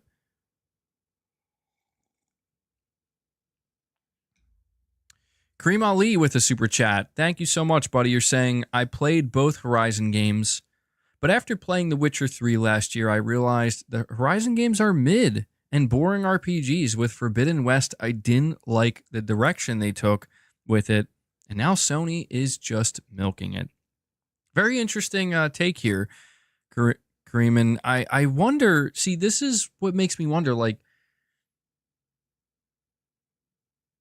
I wish I could have access to some of the data and the telemetry that Sony has. Obviously, I can't. I don't work at Sony, but it would be so interesting to see the data, because I know for a fact that there are people that feel that exact way, where they just, again, they really enjoyed the first Horizon, and then by the time the sequel came out, they didn't enjoy it as much. And in your case, you're saying you feel like it's even like mid at this point, and you just didn't like the direction they went in. I know that people feel that way, but I don't know what that actually looks like. And I am going to be watching the Horizon franchise with great interest over the coming years, because I've seen, like, I know we've established that Twitter and the internet isn't real, but I do think that some of it is. Not all of it, most of it probably not, but some of it is real. And it'll be really interesting to see, like, does this Horizon Zero Dawn remaster completely flop and tank to a point where it's like Sony's like, whoa, well, that was unexpected? Or what about Horizon 3? Horizon 3 is the real test, because I don't know, man. It's either going to prove Horizon 3 has something to prove, I believe. And what it has to prove is, yeah, people still love Horizon. And that's what I'm looking forward to finding out. Like, seeing the way some people talk about it, I would be led to believe that, man, I think Sony just didn't get the message. People are done and they're over Horizon. That's the way I see a lot of people talk about it. And it'll just be a very telling thing if Horizon 3 comes out. I think it'll be a PS5 game. I don't think it's going to be like a PlayStation 6 exclusive, but it comes out, let's say, at the very end of this generation, maybe even the beginning of next gen, but it's cross-gen. And it sells like, yeah, it's selling just as well as the first game and the sequel. If that happens, I don't know. Like, then it's not to say that, like, see, it's a good game and you should like it. No, but what it will reveal is that, see, this is why Sony's still making Horizon. Because people are still buying, like, still has a lot of support. The real question I have is if Horizon 3 doesn't sell anywhere near as well or struggles to keep up with Horizon Zero Dawn and Horizon Forbidden West, what happens then? How does Sony feel then? Does Sony maybe look to Guerrilla and be like, guys, we know you don't want to stop making Horizon, but I think it might be time to move on to something new. Just wonder. 30 years from now, we'll be here with old MBG discussing the 7th remake of Horizon. I remember Horizon Zero Dawn, the first iteration. There was nothing quite like it. Now they're trying to upload the 7th remake remaster into my brain, and I just don't want them to do that. Sony, I don't need you to be in my brain. I don't know. Why do I sound like that? What, I have an accent now? A southern drawl when I'm old. Tarnation, Sony. They did say that, yeah. Guerrilla Games did confirm they are making a 3rd game. They didn't seem to confirm it was going to be. I don't know. Maybe did they confirm that? I don't recall them explicitly confirming like it will be a trilogy, as in the end point is the 3rd game. I hope it is though, because to be honest, man, like I don't think Sony needs to do.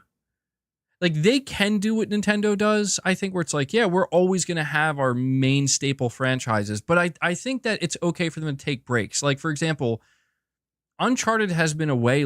It's been gone long enough to where, like, if we don't get another Uncharted until the beginning of the PlayStation 6, like, that's good. Like, yeah, let it rest for, like, a decade or something and then bring it back. Because by that point, people might be asking for it. I think that's a smarter way to go about it.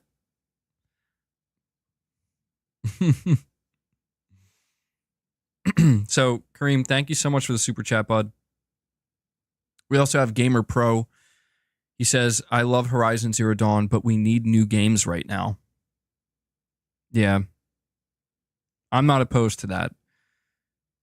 I mean, look, I'm basically hyper focusing on the Horizon Zero Dawn remaster during the stream, but make no mistake, for me, I do want to see new games. I do. I understand and I accept that with the PS5 Pro, there's going to be a certain level of, we're going to show you older games or games that have already released, if I could speak, that are going to get upgraded, and that's fine. But I need to see some new games. And here's something that I keep feeling like people are just not thinking about. And I guess maybe it's just because they're forgot or not aware, but like I imagine myself watching this state of play and seeing a trailer for Horizon Zero Dawn Remastered and then seeing people lose their minds in a bad way over it. Then I also imagine seeing a new trailer for Death Stranding 2. And I imagine myself being very excited at that new trailer. And then I imagine, oh wait, Kojima's going to do a presentation at Tokyo Game Show, and then Kojima shows a whole gameplay chunk of a brand new game, and I know it's a sequel, but a brand new game called Death Stranding 2, was it On the Beach? And that, to me, like, you know what I mean? Like, that means something to me. Where it's like, if I see the Horizon Zero Dawn remaster, I'm like, that's not for me. I'm good. And then I look to my right, it's like, oh, there we go. Sony, thank you. This is what I want to see. Do you get what I'm saying? Like, this is where I feel like people, I'm not trying to come off defensive, but it's just there are some new things. They might be coming at a slower pace. And obviously there's nothing we can do about that. But there are new things. And Gamer Pro, I think maybe what you're saying here is we need to see some new game announcements. Like, not games that have already been announced, but just some new game announcements. Well, I'm not opposed to that. I can always get behind that. And I will always encourage that. That will always be something I too say, yes, new game announcements. I just try to be understanding that these things may not be ready just because I want them to be, you know? But now would be a good time. I made a whole video on that where I was like, Sony, you got some new hardware you just revealed. Now might be a good time to show some new games. We have Alpha Spooker. Thank you so much for the super chat, buddy. It's your 10th time chatting as well. You're saying the issue is also the lack of a first-party roadmap. If Horizon Zero is there alone at the state of play without Ghost of Tsushima 2 or a new IP, it's going to make Sony look tone-deaf and lazy. That's a good point. That's a good point. And maybe that kind of speaks to what Gamer Pro was trying to say here as well, where it's like, you're right. That's going to be a very strange and bizarre look for Sony that they may just be ready to say, yeah, this is just how it's going to be. Antonio, I'll check that out in just a moment. You're saying Jeff Grubb commented on the state of play. I'll check that out in just a moment. I just don't want to leave anybody who super chatted hanging for too long. It will be a strange look if Sony's like, tune into our state of play. Here's Horizon Zero Dawn Remaster. Here are a couple of games that already released, like Demon's Souls or Ratchet & Clank or Spider-Man running on the PS5 Pro. Here's some third-party games. Here's Resident Evil 9. I mean, that'd be awesome. Goodbye.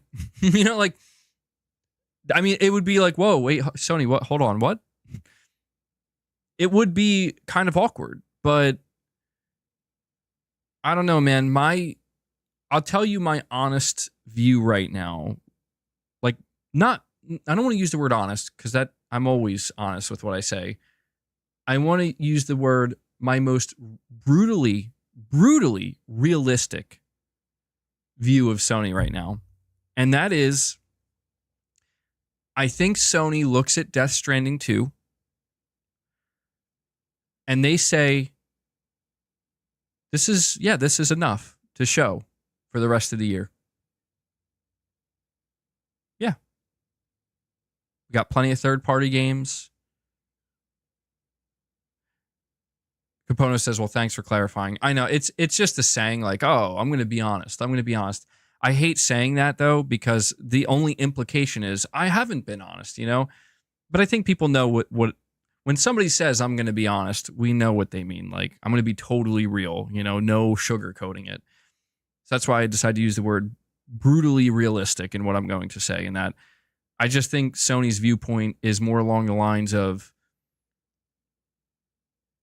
we're doing pretty well right now. We just released Astro Bot to critical acclaim. We've had a whole slate of games released this year from first, second, and third party that are exclusive to our console. And we still have a couple more coming before the end of the year. We're entering into the holiday season. We even have Silent Hill 2 Remake as an exclusive. We're going to show a bunch of enhanced games on the PS5 Pro. We have new hardware. And then we're going to show Death Stranding. Death Stranding is going to be the big game that we show more of. You've still got Helldivers 2 we're supporting. So I guess, like, realistically, what I'm trying to say is if Sony wants to wait until early 2025 to make a big deal about their roadmap, they can. Once again, I say this as somebody where I'm like, give it to me now. Sony, give me that roadmap now, please. But the reality inside of Sony is that, yeah, we're good. Like, the rest of this year is mapped out. We're good. So if they want to wait till January or February, again, I have Hopium for a 30th anniversary event in December. But if they want to wait till January or February, and that's when they want to put on a big show and be like, we're here to finally show you the roadmap, they can. Because the reality for the player, the reality for the consumer is that there's plenty there for you right now. So it's like, should I be worried about the 2025 roadmap? Maybe. But realistically, it's like, maybe I should just worry about crossing that bridge when we get there. Because I'll tell you what, if flash forward, if it's February 2025 and Sony's just been dead silent and they have said nothing and we have nothing to look forward to, yeah, I'm going to get restless and be like, yo, what is going on? Sony, like, you're leaving us hanging out here now. I'm not used to this, you know? The conversation will be completely different. But a lot could happen between now and February, man. What? That's I mean, that's almost that's about like 5.5 months from now. That's almost half a year if you think about it.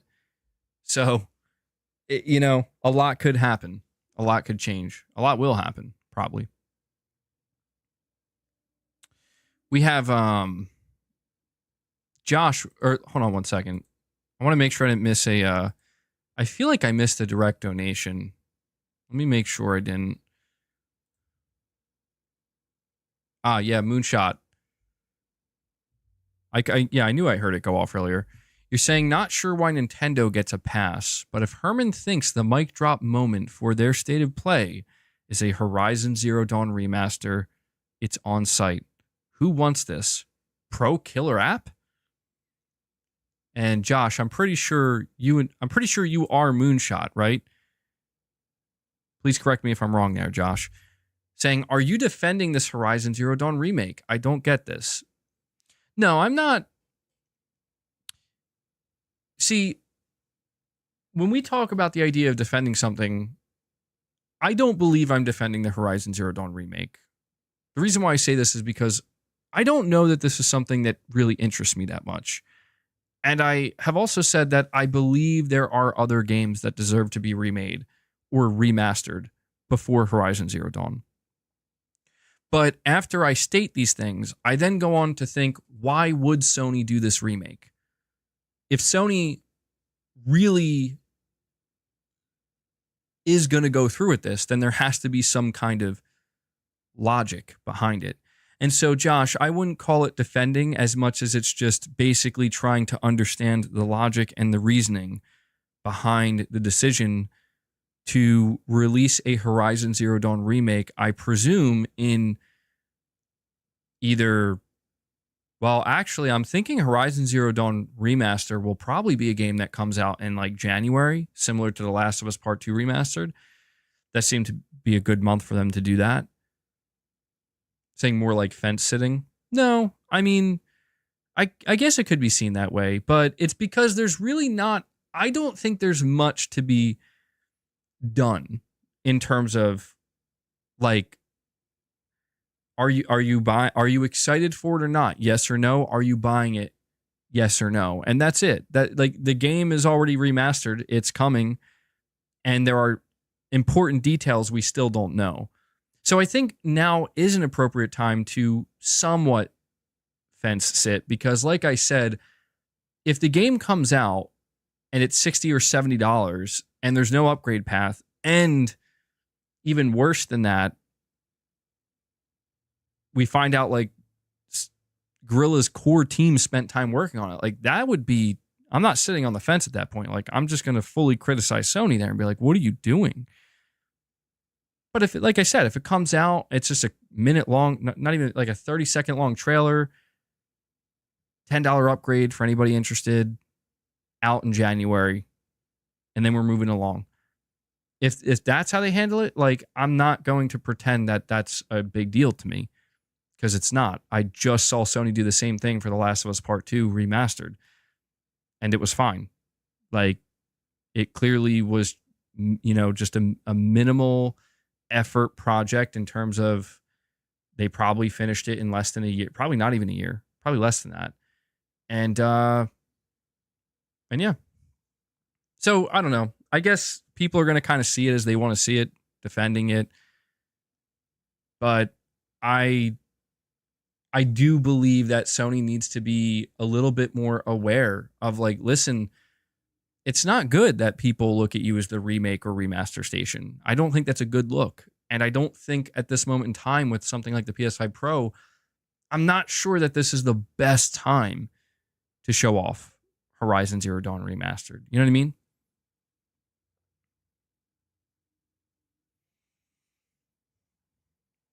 We have Anthony O here. He says, I'm tired of Sony doing nothing. Where are the epic E3 2016 caliber announcements and shows? Where's the hype? I'm tired of waiting. Lazy Sony. You know, it's interesting to think, Anthony. I've been talking about that for a while, right? I've been talking about the idea of like, man, Sony isn't putting on big shows anymore. And they don't build the hype the same way they used to. They don't have their killer, like you're saying, their killer E3 2016 level shows. But then I thought of something, and I was like, you know, the biggest flaw in this line of thinking for myself, and I guess for anybody else who agrees with this, is when I look back at these years, State of Play didn't exist. And I feel like that's just a total blind spot for me where it's like, wait, hold on. What would those shows have looked like? E3 2015, E3 2016, some of their biggest shows they ever put on during E3. What would those shows have looked like if Sony was also holding 4 separate State of Plays that year? And that's where I kind of had the realization that, you know,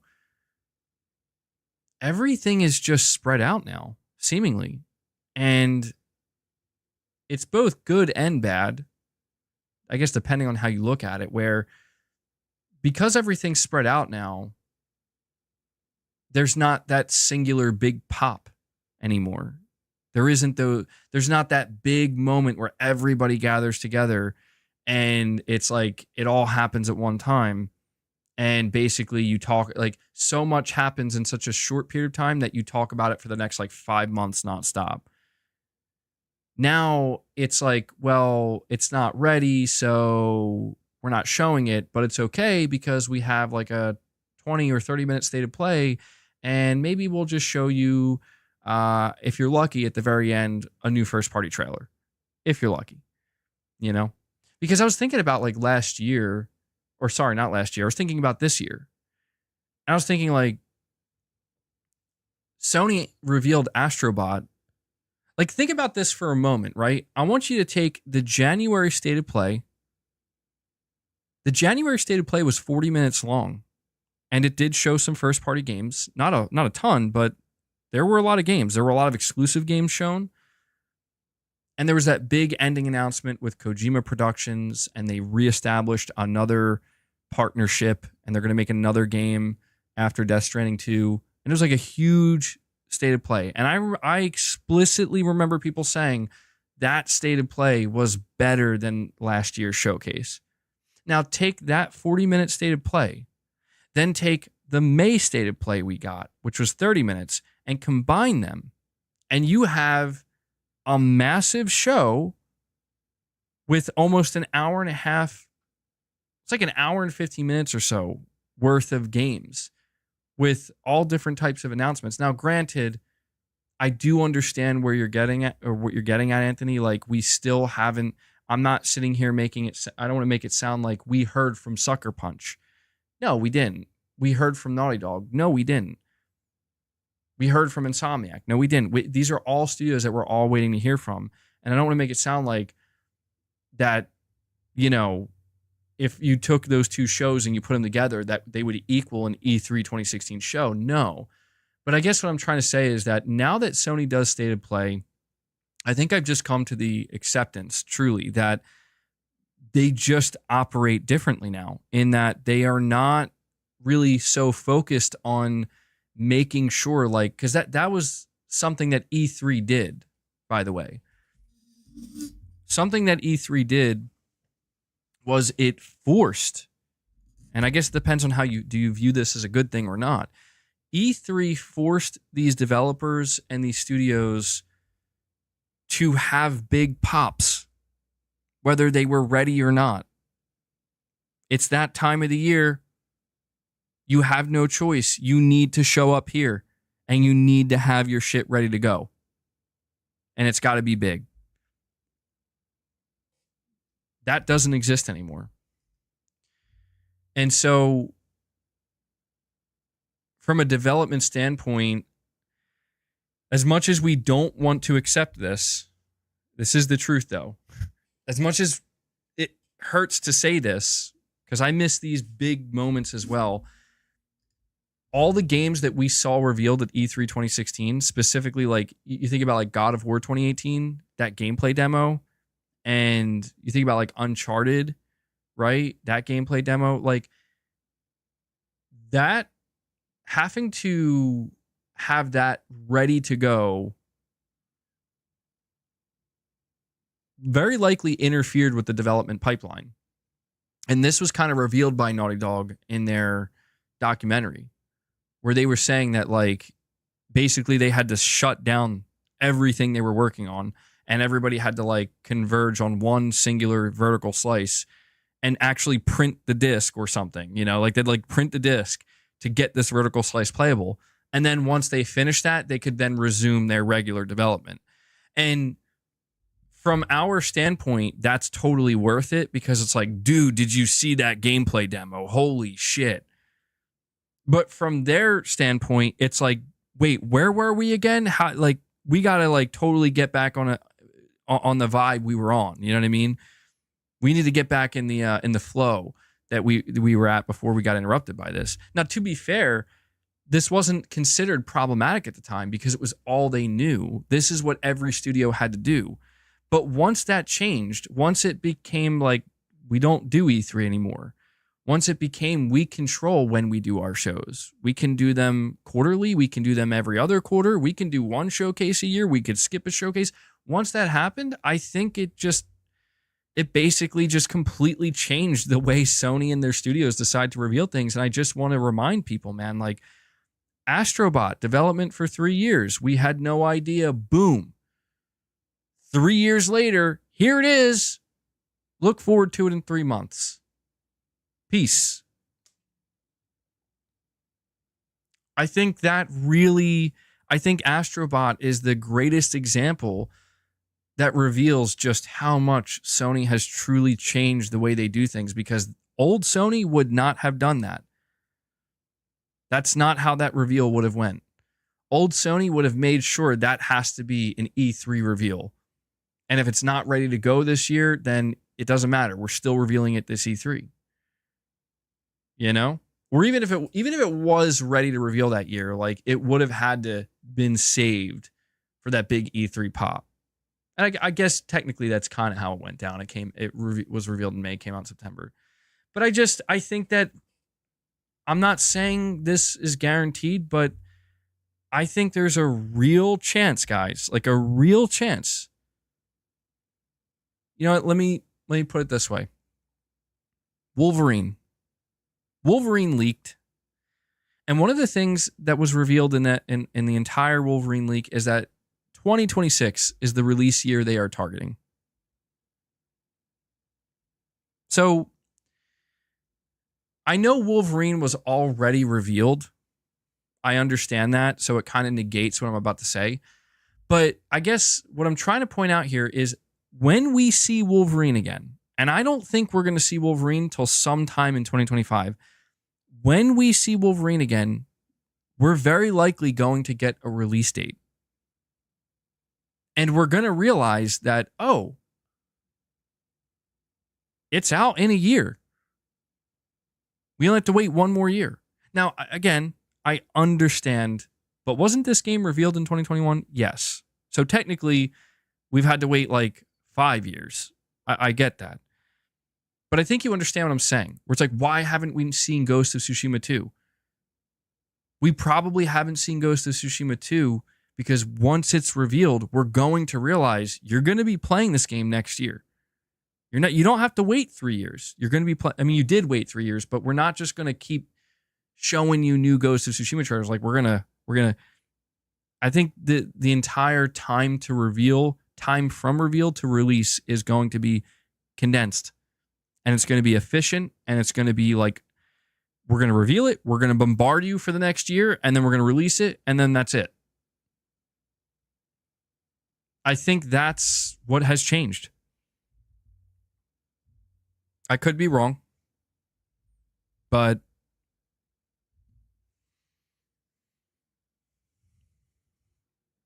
We have Tin Blood. Thank you so much for the super chat, buddy. And it says it's your first time super chatting as well. So thank you so much for that, man. You're saying, how's it going, MBG? Had to let you know I finally got past the Great Master Challenge on Astro last night. Now I believe it's time to whoop the monkey shit out of Wukong. Have an awesome day. Well, congratulations on that, Tin Blood. The Master Challenge is very difficult, and I came across a thread earlier today, or an article, I should say, where apparently I'm not the only one. Turns out there were quite a few people basically not complaining, but expressing that they had absolutely no idea how difficult it would be to platinum Astrobot because they didn't realize how difficult some of these challenge runs would be, especially the Master Challenge. So I don't think that's an easy feat, man. So congrats on that. And sounds like you're going to have some fun with Wukong now. So thank you so much, dude. Appreciate that super chat. Always appreciate the support. The Combo Clinic says, I think the price for the PlayStation 6 will be digital $600 and physical with a disc drive $700. People are losing it over the PS5 Pro price, but you're probably going to pay $700 for the top PlayStation 6 model, LOL. And you could very well be correct, Combo Clinic. We've talked about this. We've talked about the idea of a PlayStation 6 somehow being cheaper than a PS5 Pro. Now, you're saying $600 for a digital? I think the only way Sony would be able to get away with a $600 digital model is if the cost of components starts to go down a little bit. And I've talked about how there is a possibility that things could kind of sort themselves out between now and the year 2028, economically speaking. But I don't know that that's a safe bet or even a wise bet at this point to make because, well, things haven't been sorting themselves out. Things have only been increasing in price. And I'm not trying to be like a doomer and say it's only going to be downhill from here. It's only going to get worse. But I think it's just a matter of a more conservative approach in that until there's something very obviously in front of us that tells us things are going to improve, very clearly illustrates that, it might be best to just be more conservative and assume that this is just how things are going to be now going forward until they're not. And so, I don't know, man. We do just have to keep in mind that Sony is selling a digital-only $700 console right now. And it is an optional console. It's optional. But it might begin to set expectations for next gen.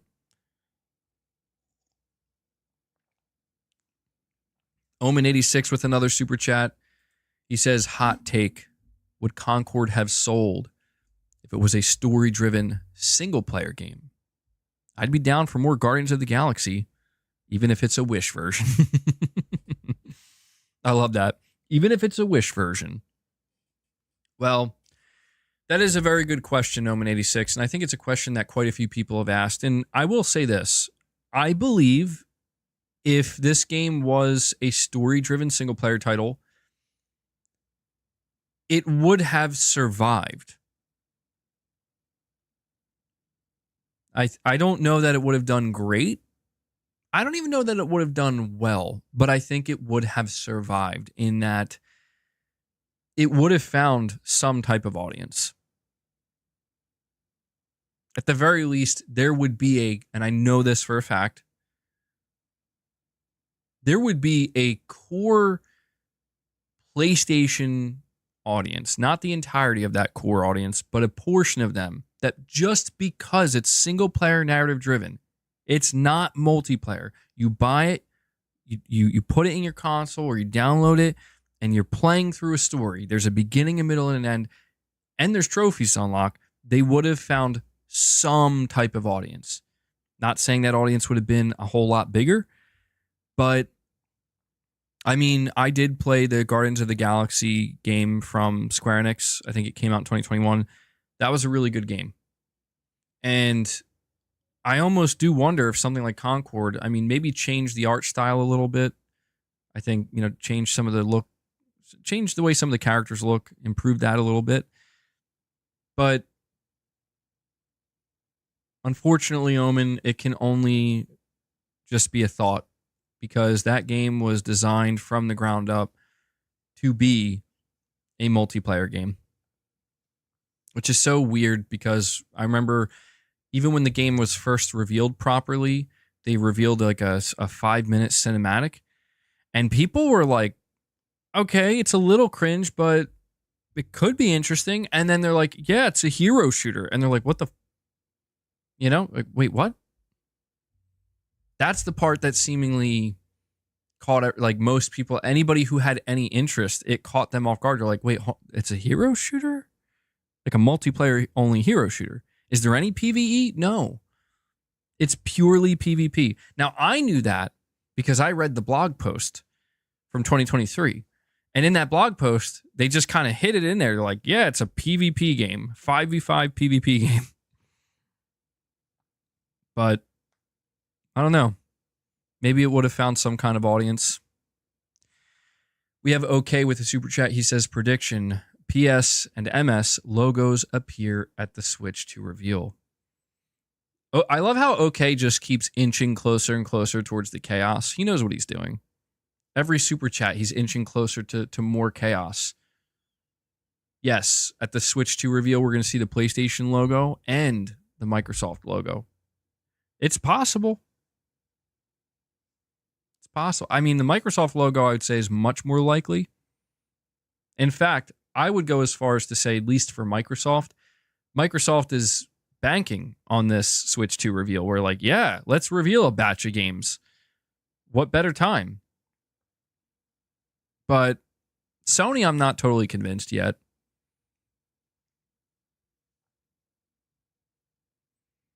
John Donuts says, Horizon franchise is great with flaws. Oh, hold on. I lost you here. Yeah, Horizon franchise is great with flaws. The developers need to address those flaws. Sales are reality, and clearly people love it. The Last of Us 2 sold less. Does it mean people are over it? No. Well, no with a question mark. I will say there seemed to be a relatively significant amount of criticism for Horizon Forbidden West from the, I mean, critically it did well, but I mean, more broadly speaking, people seem to be a little bit more critical, or even significantly more critical, towards Forbidden West than they were towards Zero Dawn. And that is where I do agree with you that it does have certain flaws. And I'm interested to see if with the third game, Guerrilla really tries to address some of those flaws.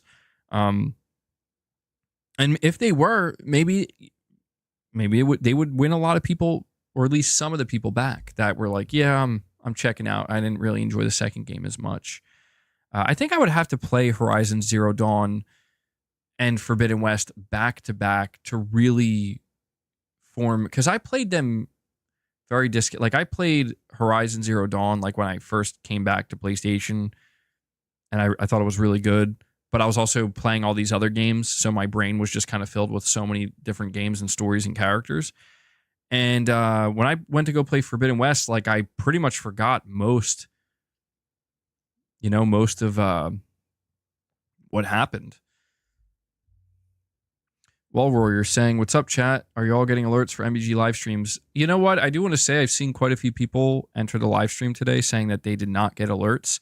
So I just want to take this moment to tell everybody, if you haven't, if you care about making sure you get alerts, make sure you click the bell icon. And I think there's even a second option where you have to click get all alerts for the channel when you click that bell icon.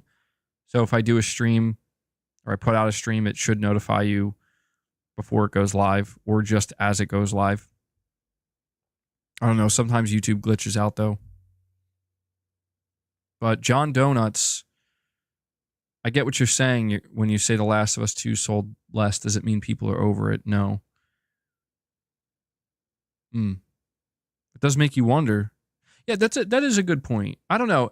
I feel like the conversation around The Last of Us as a franchise is a bit different because it's like, I would say people who walked away from The Last of Us walked away for very different reasons than the people who maybe walked away from Horizon. You know what I mean?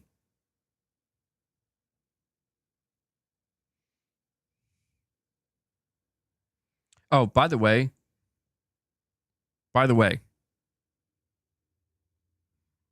because I just see in my chat right now, MBG, what was your reaction when they announced the feds found 1,000 bottles of baby oil in P. Diddy's house?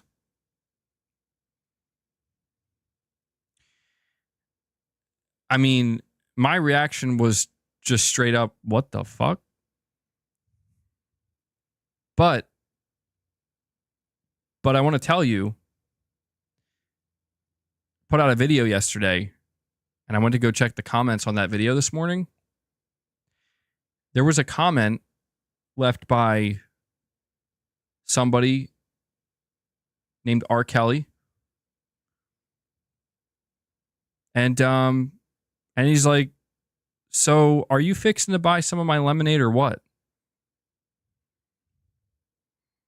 And it was one of the most upvoted comments.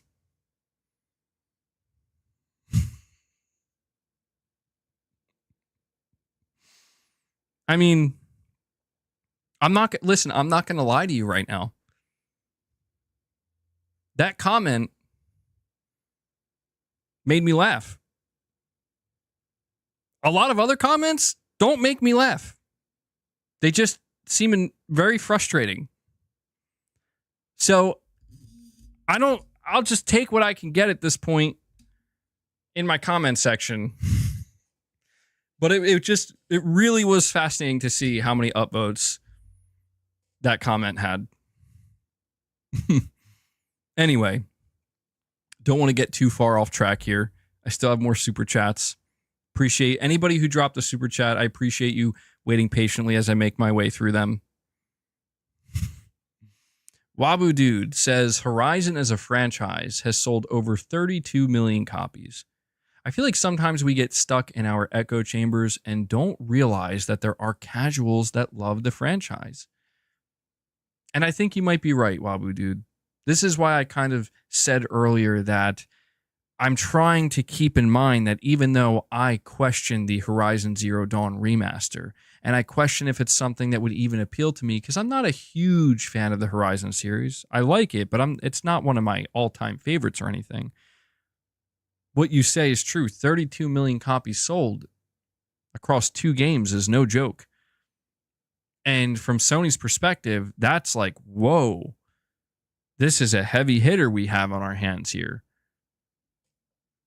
So I do try to keep this in mind, Wabu Dude, and I would recommend other people, or everybody for that matter, try to keep this in mind, because you're right. It's too easy to get lost in an echo chamber, and that goes both ways. If you're somebody who believes that Horizon is the greatest thing and everybody's going to love this Horizon Zero Dawn remaster, you might be stuck in an echo chamber. If you're somebody who's just absolutely hating on this and anything that Sony's doing right now and not seeing any good, or not being able to speak objectively in any way, shape, or form, you might be stuck in an echo chamber. Possibly. It's very possible. So it is important to always look at the numbers. I always say this over and over again. The numbers are very important. They're vitally important, because the thing about the numbers, as we always say, is the numbers do not lie. 32 million copies of Horizon sold doesn't lie. That's what it is. So it's made Sony a lot of money. And what that sales data tells Sony is that people like this. So we will see. We will see, Wabu Dude. Lone Wolf Gamer says, at this rate, we may end up seeing more Xbox games than PlayStation games on the PS5 Pro. Whoa! Lone Wolf Gamer, calm down now, bro. Calm down with that. I don't know. Could we? Listen, Lone Wolf Gamer, I'll tell you this. I'm waiting for the first PS5 Pro enhanced Microsoft game. I'm curious to see if Call of Duty shows up at this state of play.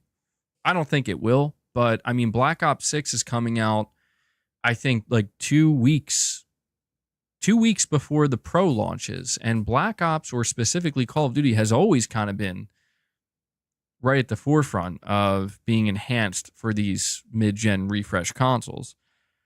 So I wonder if Microsoft is going to purposely not enhance it for the PS5 Pro. But I think they should. You know, it's just more sales at that point. But Omen86 with another super chat. Lost him here. Hold on. He says, Aloy's face model is actress Hannah Hoekstra? I don't know if I'm saying that correctly. Saying she's a fine-looking woman. Just saying. As for Sony being greedy, their margins are thinner than ever. Well, to address the first part of your comment, I think I've seen this actress. Like, I've seen a picture of her before. And I was just like scrolling. I was like, oh, that looks like Aloy. And then it's like, oh, no, that is Aloy. And I think that's why people were, when Forbidden West was first revealed, people were like, whoa, did you guys change her face? And then when they showed it a second time, it's like, oh, okay, they didn't.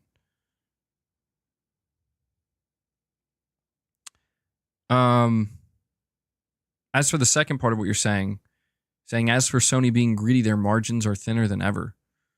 Yeah. I think a lot of people don't realize that and don't understand that. And that's not being pro-corporate. It's just understanding, right? Like, understanding something and being aware of the reality of something, especially in the business world, doesn't mean you're pro-corporate. It just means you know what's going on and you know why certain decisions are being made. And what you're saying is true right now, Omen. Sony is making a ton of money.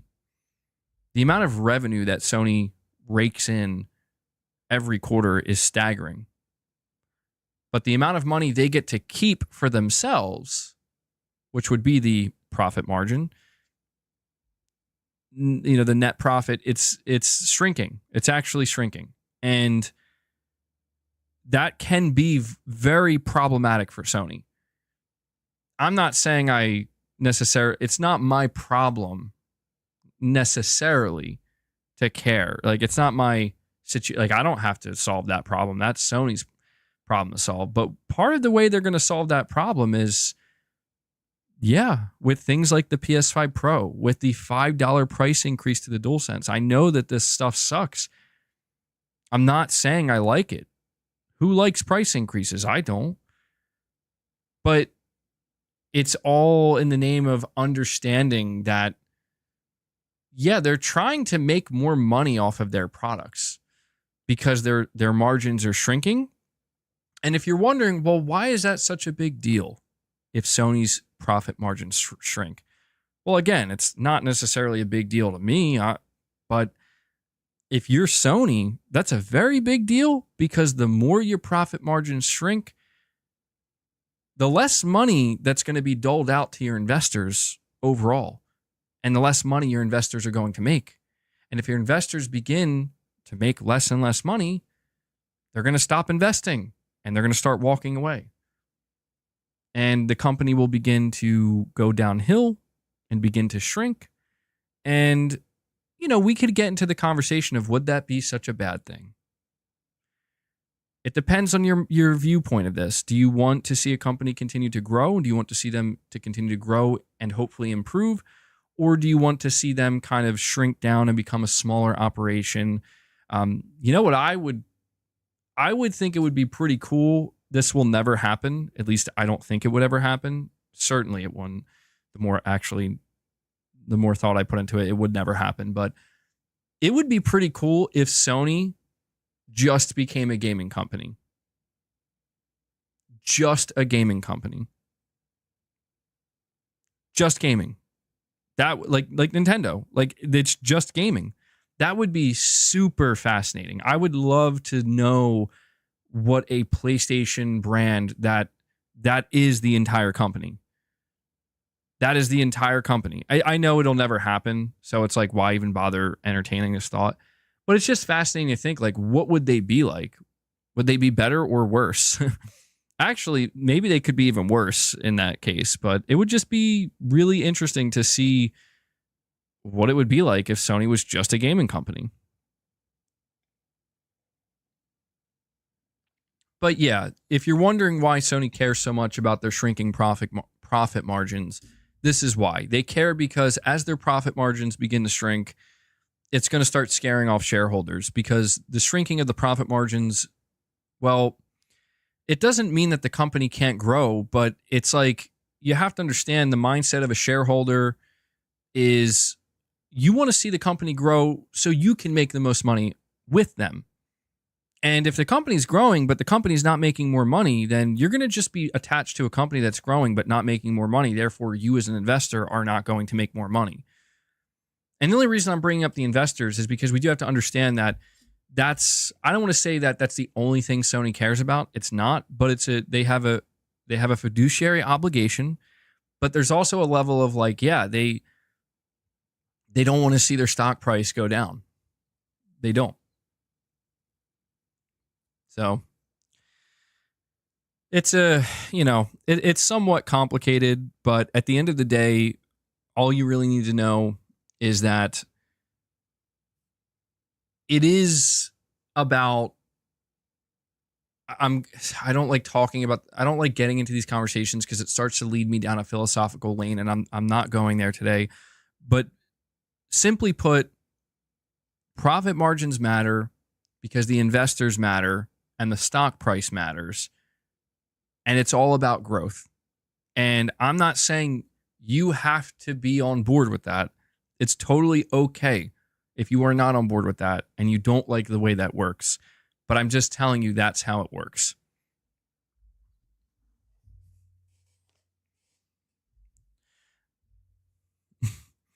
We have John Donuts once again says, if Horizon 3 is like a Witcher 3 level game, they win others back. One great entry changes the opinion of doubters on an IP. Horizon should go full WRPG. That would be very interesting. And that's a really interesting thought, that they could maybe do that. You're right. The Witcher 3 completely changed. But I don't know. You could also make the argument that maybe The Witcher 1 and 2 was not anywhere near as successful as, like, as the first Horizon or even second Horizon. So maybe they're much less incentivized to really make any drastic changes like that. But at the same time, I don't know, man. You do have to wonder what type of changes they could bring to Horizon 3. And I do think, John, that if they want to bring as many people back to Horizon as possible, including the diehard fans, the people that are going to be there no matter what, but also maybe people who kind of waned a little bit, making some pretty distinct changes would help. One of the things I would love to see that would speak directly to me and the type of gameplay style I like in games and like RPGs or action RPGs, I would like to see a major change to the melee combat. I think that there's a lot of potential with this type of game with like a deeper melee system. I think that would be awesome, and I think it would be a great way to kind of expand where you can have like different type of melee weapons, different type of melee, almost like a Monster Hunter type situation, Or like Monster Hunter, you got a ton of different melee options, all different ways you can beat the shit out of the creatures. And I think that that's I think that'd be a great way to, at least for somebody like me, that would interest me. We have Edward Hulse saying, I'm completely fine with a Horizon Zero Dawn remaster as long as they give us the $10 upgrade path, considering they did it for The Last of Us 2 Remastered. And I think a lot of people feel that way, Edward. They do. I think that people will always question like how necessary this remaster is, but I think it does come down to price more than anything. Where yeah, if they're like it's just $10 and it's totally optional, then I think it just becomes like a non-issue.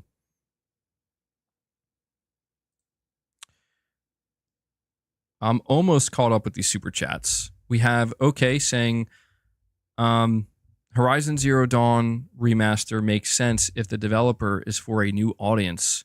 Switch to. All right, listen. OK, here's what I'll tell you. OK will not stop talking about the idea of either Horizon or future Sony games going to the Switch 2. If this game is announced for the Switch 2, I will be convinced OK is actually somebody working at Sony. I will be convinced. Because he was right about the PS5 Pro price. He's already talked about the PlayStation 6 price, but I don't know, man. That would be pretty funny. That'd be pretty funny. We will find out. We also have KazJam. He says, I doubt the Pro will get cheaper over the next few years to have a PlayStation 6 cheaper than $700. That's what I'm thinking too, KazJam. I don't know that seems likely. If there's something that I do feel pretty confident in saying right now, Sony will not subsidize the cost of the PlayStation 6. They're not going to do that. Nobody does that anymore, to be fair. It is seemingly, looking into it, it's just too risky for the companies when the profit margins are already this thin, at least for Sony. So they're not going to subsidize it. So it really does come down to the economy itself. And things have really just kind of gone to shit. Not to be too doomer about it. There are some small glimmers of hope that things are going to start to improve and may improve. But in the same way that in 2020, did anybody really predict that this is where we would be, economically speaking? No, I don't think many. I mean, maybe some people predicted it, but not many. Not many. Certainly not many people predicted this. So in the same way that back in 2020, when the PS5 first launched, we could have never predicted being in this position, economically speaking. I don't think we can really predict right now, 4 years from now, what position we'll be in economically. But again, there's nothing wrong with taking a more conservative approach. Better safe than sorry. And believe me when I tell you, these companies will take a much more conservative approach until they see something else on the horizon very clearly. Kyle Say Stuff with a super chat says, MBG, did you see Digital Foundry's video on Final Fantasy VII Rebirth with the PlayStation 5 Pro? It's night and day in comparison and really looks amazing. Doesn't mean $699 is not expensive though. Yeah, this is an interesting scenario we're seeing play out with Final Fantasy VII Rebirth, where people who are watching this video are basically coming out of it being like, man, this does look really good. It looks impressive, but I'm seeing a lot of people ending their sentences with, but still not worth $700. And I think that's better than what we've been hearing, I'll be honest with you, because I think maybe Final Fantasy VII Rebirth is showing an early sign of how people are going to slowly but surely, well, maybe not surely, but slowly calm down with the PlayStation 5 Pro, where they're going to see that, oh, okay, yeah, that does look pretty good, or that actually is doing a pretty decent job. But I don't think it's worth the $700. And that's the whole point I was trying to get to people. You know, it's like, that's perfectly fine. Absolutely. Like if that does not look worth it to you, that's totally fine, because it's not going to be worth it for everybody. I don't think there's anything wrong with somebody who sees this video on Final Fantasy VII Rebirth and says, wow, that does look night and day to me. I'm going to try to upgrade, because I would like to have that upgrade, right? I would like to have my games look that good or close to it. But I also don't think there's anything wrong with somebody who looks at that and says, I'm fine. I'm not spending $700 on that. Both options are totally fine. Both takes are totally fine. And that's the beauty of the current situation, is that it's optional. It's 100% completely, totally optional. You're fine if you got it. You're fine if you don't. You know what I mean? You're not going to be left behind or anything like that. We have Michael Stanbrook. He says, we are dealing with a competent Sony. They have no competitive threat, and so they will do and charge what they want. I hate the new Sony. I truly hope the Switch 2 gets massive third-party support.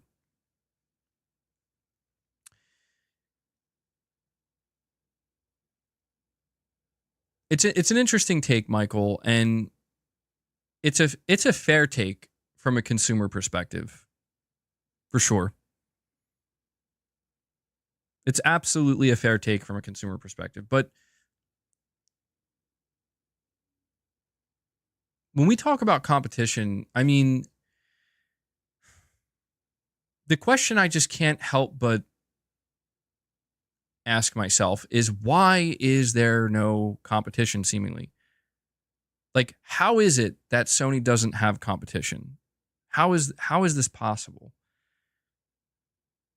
And you mentioned the Switch 2. I do agree. If the Switch 2 gets massive third-party support and it starts to outsell the PlayStation 5, that's going to get Sony's attention.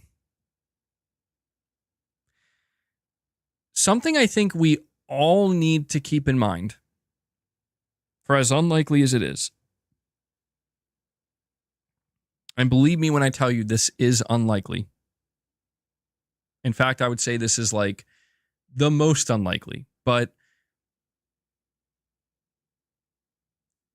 Sony could always go backwards with their hardware. And when I say go backwards, I guess what I really mean to say is they could just kind of stay where they are. It's unlikely. I think it's safe to say the PlayStation 6 is going to be a beast monster of a console. But if Nintendo really proves to end up being a threat to Sony with the Switch 2, the reason for that will be because it turns out people want cheaper access. They want a lower price for entry. And it's so interesting to think that as things become more and more expensive, and as the economy continues to just be a mess, you think about Microsoft's promise with Game Pass from the beginning. Microsoft's promise was like, it's all about the cheapest barrier to entry. $1 gets you in the Game Pass. You know, $10 gets you in the Game Pass. And it didn't really work out for them as well as they thought it would, seemingly. But I don't know, Nintendo is in this kind of interesting position where what Nintendo is doing is much more similar to what Sony is doing.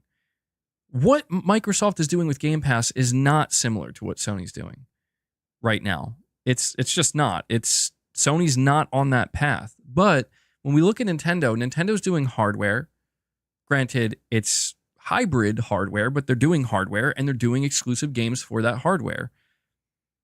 Generally speaking, that's basically what Sony's doing. Of course, Sony's putting some of their games on PC and, you know, they're not as strict with their exclusivity as Nintendo is, but that's the model. The model is we create the hardware, you buy the hardware, you get in, we try to keep you here. That's the model.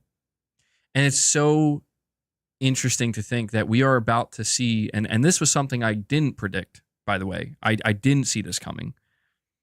We are about to see Sony and Nintendo, they're both going to bet on two different paths. So, to whereas I would say the first 4 years of the PS5, it was the Xbox Series consoles and the PlayStation console. But from a business standpoint, Microsoft was betting on Game Pass.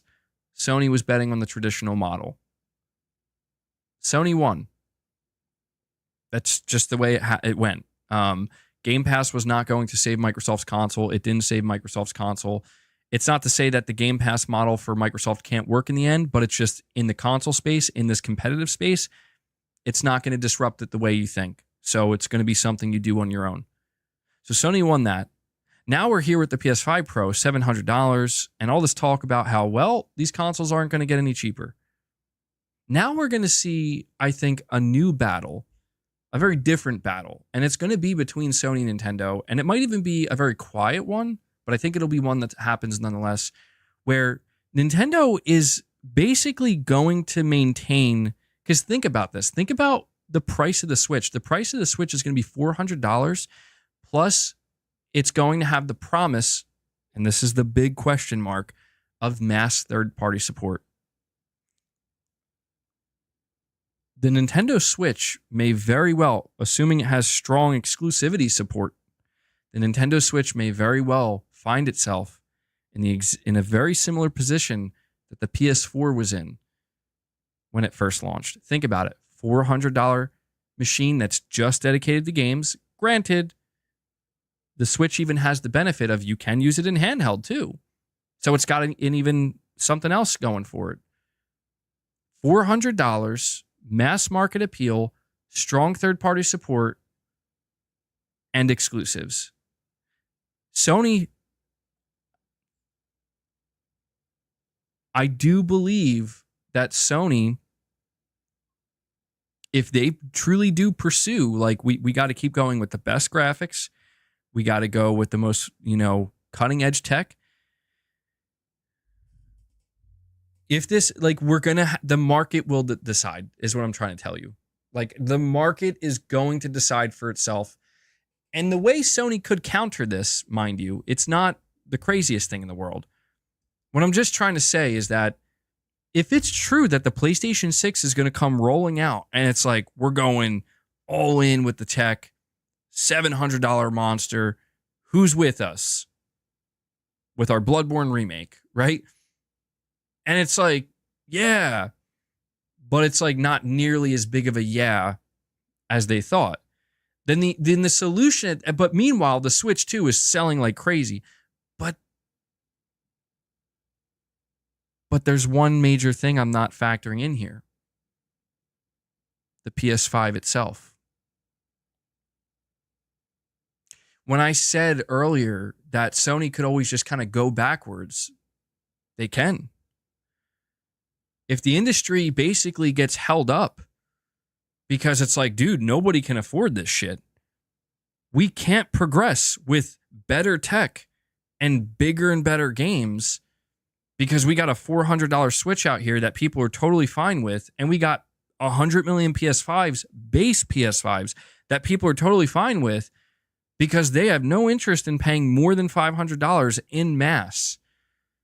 Then essentially what I'm trying to say here is that if things don't change, economically speaking, and it is true that the next generation PlayStation is going to have to come rolling out at a $700 price point, then we are not going to see a traditional console generation with the PlayStation 6. The PlayStation 6 will effectively be a PS5 Pro 2 because every game will be cross-gen and every game will need to be cross-gen because the PS6 is not going to sell anywhere near as well. And this is a real possibility that I think people do need to understand. The fear that Sony had going into the PlayStation 5 that caused them to backtrack with games like Gran Turismo 7, where we got to go cross-gen now. That fear was justified because they had a console shortage. That's why they did that. Holy shit, people might not be able to actually buy our console, but we need to make sure we're selling software. So we got to go cross-gen longer than we had hoped. That's a similar situation might arise at the beginning of the PlayStation 6 generation, but for a totally different reason, where it turns out that people can get PlayStation 6s. They're just choosing not to because they're not willing to pay $700. Not nearly as many people are willing to pay. The demand is not anywhere near what the PS5 was because this console's coming in $200 more expensive. Yes, it's justified because look at what's in it. So this is why Sony has a lot of thinking to do, man. They do. They have to really decide, like, assuming by the time we get to 2028, the price of this shit is not going down. Are you going to subsidize it? Can you subsidize it? Is it too risky? If it's too risky, how are you going to get as many people who upgraded to the PS5 to upgrade to a PlayStation 6 if it's $200 more expensive? Do you go with exclusives? Is that the play? Hey, we got our Bloodborne remake. We got our new God of War. We got Horizon 3. We got the next Naughty Dog game locked to PlayStation 6. That's right. We're twisting your arm. You want these games? You need to come to PlayStation 6. But see, if Sony does that, then they're competing with third parties. But Sony, I can still play my Call of Duty and my sports games and my Fortnite and everything else. I can play all these games on my PS5. So as much as I find your Bloodborne remake appealing and as much as I find the next God of War game exciting, I'm not paying $700. I'm just going to stick with my PS5 for now. So then the other option is, okay, well, listen, if not as many people are going to upgrade because it's just too expensive for them, then I guess we just have to make sure all of our games are cross-gen. But in doing so, you are 100% de-incentivizing people to buy the PlayStation 6.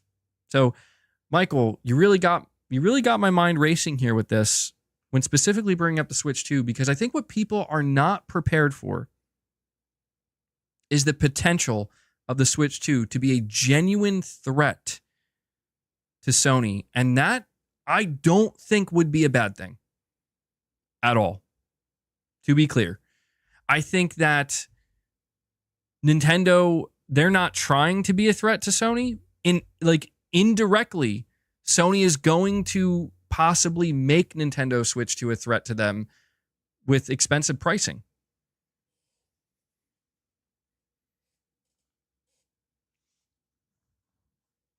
So I don't know. Sony's got some thinking to do. And there are many different directions they could choose to go in. And I'll be honest with you, man, I would not want to be Mark Cerny right now.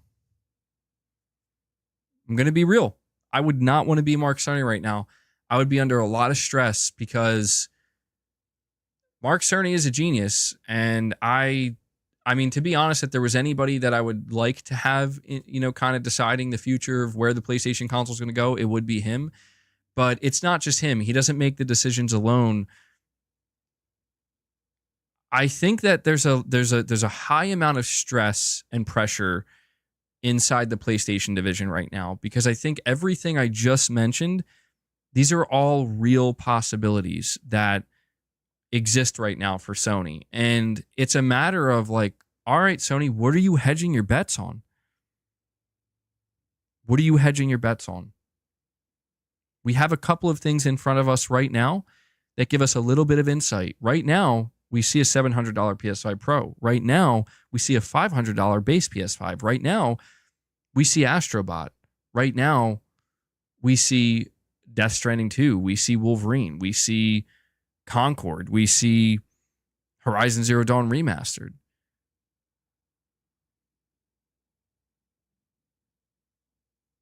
But I just don't know that what we're seeing right now really gives us a clear picture of what we're going to see 4 years from now. It'll be very interesting. I have to admit, I'm very excited about Nintendo and what they're going to be doing, because I think it's going to make a huge difference in how all of this plays out.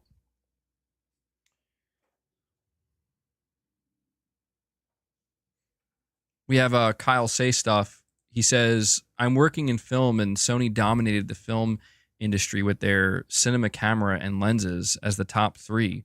One is ARRI, two is RED. Not many people know this, but Sony has a lot going on outside of PlayStation. Yeah, that's why when I said earlier, Kyle, when I said the more I think about it, the more I realize it's just not possible for Sony to ever just be a gaming company. It's because I remember coming across different things when looking into Sony, like what else does Sony do There are so many different things that Sony is involved with that I just had no idea. I'm like, really? And some of these things that they're involved with, they're highly successful with as well. They're just kind of like you said, they're somewhat under the radar. They're not as well known or like as forward facing. I mean, we think about Sony for like their electronics, of course. I mean, when I think of Sony, I think of PlayStation. Some people still think of the Walkman, but yeah, Boss is in here. Hello, Boss. So guys, I do want to say before we continue on here, we're only sitting at 1 member for the day, which is not a big deal. We've gotten a lot of super chats, which is a lot of great support. But Boss has just entered the room, and he's questioning why I haven't been giving him any treats or snacks. So I'm just going to put it out there. I don't know how much longer we're going to be streaming for, but I want to encourage anybody, consider becoming a member. Consider gifting some memberships. Boss, please don't start biting my mic. If we hit the 25 mark, we will feed the beast. All right? But Kyle, yeah, it's something that's worth keeping in mind when we think of Sony holistically. I thought Boss was in here this whole time. Bro. No, let go. Hey.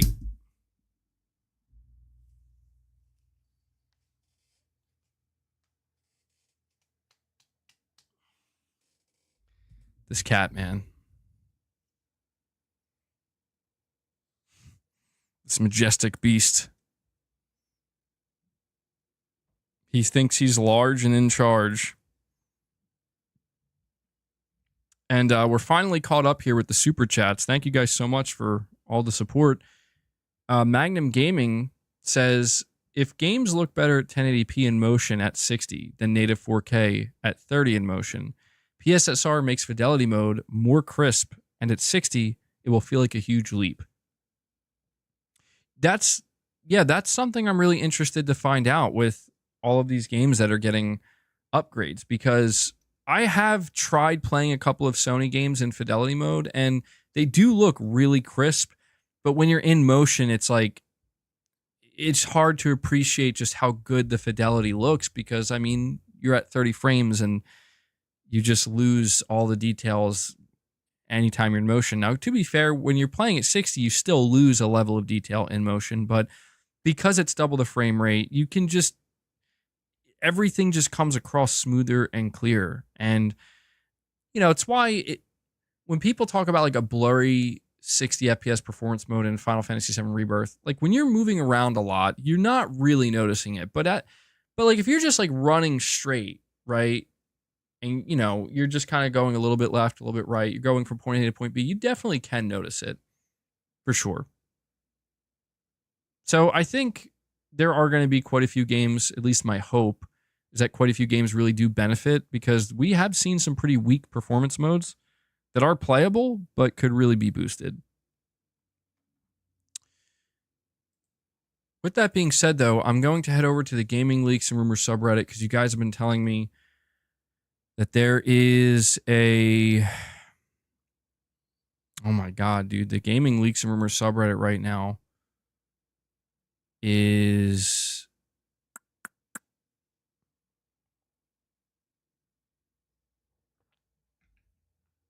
It's all about the Nintendo Switch right now. It's going crazy, but I see there is a post here. It says Jeff Grubb stated play almost certainly on the 24th could feature another remaster that is less exciting than Horizon.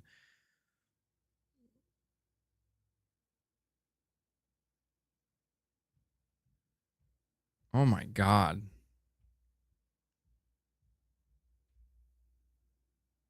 What could be less exciting? Well, what are we thinking here? Why doesn't he just say what it is?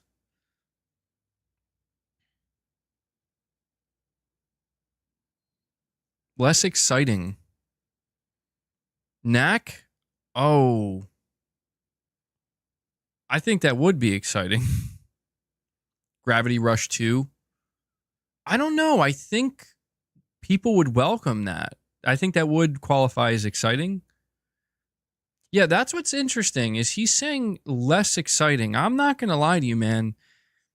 And I'm not trying to take a shot at Horizon here, but I really, oh God, no. Please, no. Dudes, if Sony does that, I won't be able to take it, man. Saying God of War 2018. Sony, dude, come on. I mean, this would become a joke, right?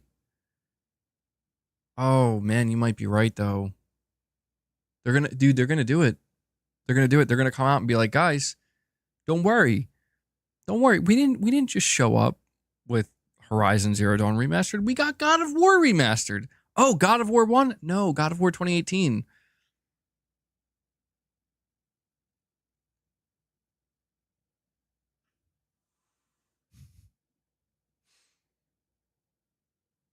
I mean, that would be, come on, man. You're saying we do need that, though. I don't think we do. I'm going to be honest, man. Like, look, God of War 2018 looks amazing. Like, Horizon Zero Dawn still looks really good, but I could kind of see there's some significant differences between Zero Dawn and Forbidden West. But God of War 2018 and Ragnarok, not a whole lot of difference. Oh, man. I wish he would just say what game it is. Why torture us like this? Haven't we gone through enough?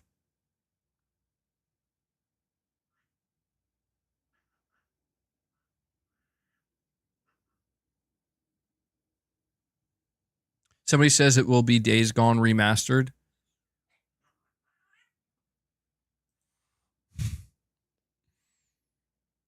So if it was Days Gone Remastered, the only reason I would be excited for that is because, like, so there's a chance, right? A Spider-Man, and Spider-Man was already remastered. That's the funniest, bro. Nuke says Spider-Man remastered, bro. Spider-Man was already. It's gonna be a Miles Morales remaster, bro. Concord remastered. Oh my God. Oh, that's painful to read.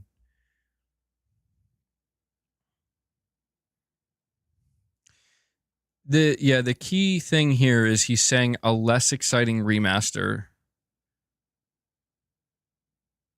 Somebody says, man, if Jeff Grubb just called Gravity Rush 2 less exciting. A lot of people are thinking it might be Gravity Rush 2, which I don't know. I mean, I wouldn't be, I'll be honest, I wouldn't really be excited for that because I've never played Gravity Rush. But from my understanding, people do like Gravity Rush. And people have been asking for it to come back. Kyle Say Stuff, you're saying want to make a reaction video of the new Final Fantasy 7 Rebirth video. What I'm probably going to do is make a dedicated video. I've been trying to keep up with my video output lately.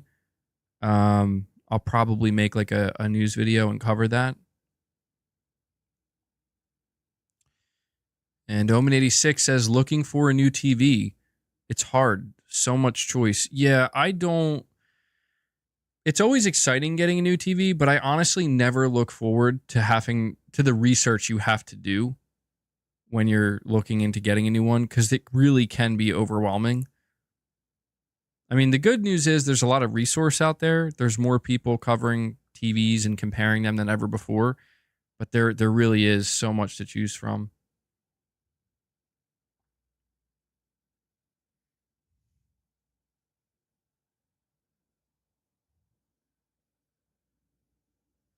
Alex from Digital Foundry just said Final Fantasy 16 is boring as shit. After 2 hours, he only played for 20 minutes. He said he's done. What? Oh, how is Final Fantasy 16 doing on PC, by the way? Didn't it just launch?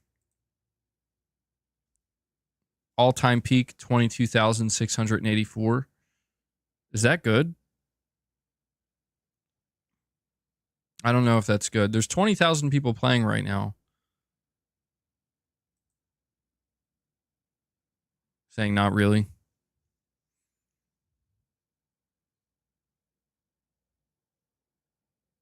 It'll be interesting to see how Final Fantasy does once it saying it's bad.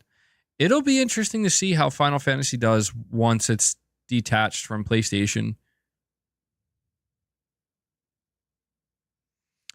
Ray, you're saying Moore's Law is dead, said that the PS5 specs are undersold and the graphics is what was bottlenecking the system. So with this Pro, it should be a beast.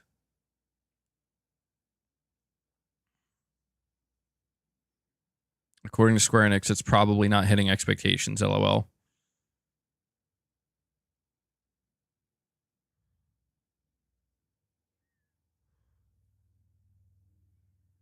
All right, let me so the thing is, like, I thought about maybe bringing up that Final Fantasy Rebirth video and watching the comparison with you guys, but the reason why I'm not going to is because my stream is capped at 1080p.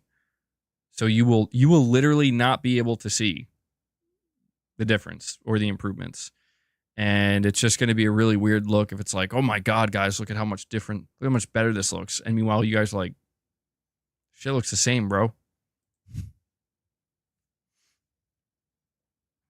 You think even with 1080p you can see it?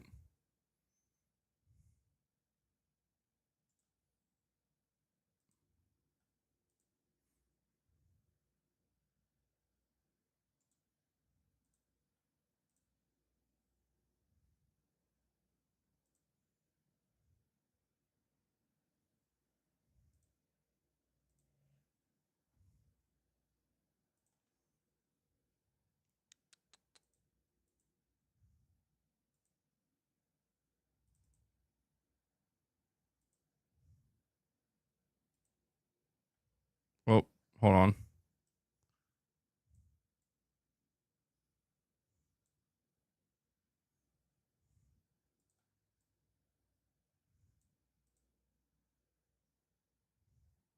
My shit's all messed up here.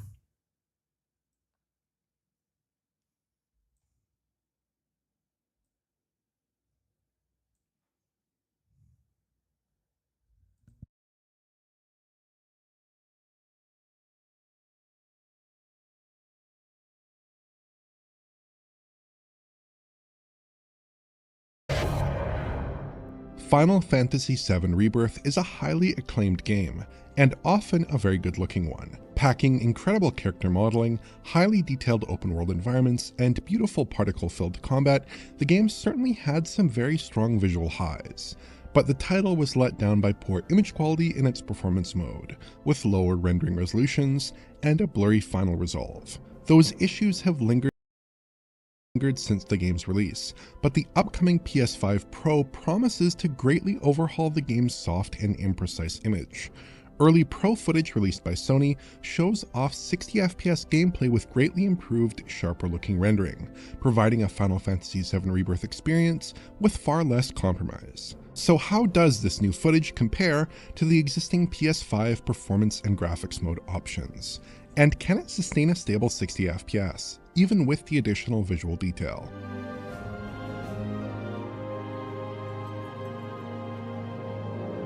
Our 7-minute sample of FF7 Rebirth is an uninterrupted sequence that covers the beginning of Chapter 2, the first gameplay segment set in an open world space. The footage is unlabeled, but the one visual mode we are looking at is targeting 60 FPS, just like the PS5's performance mode.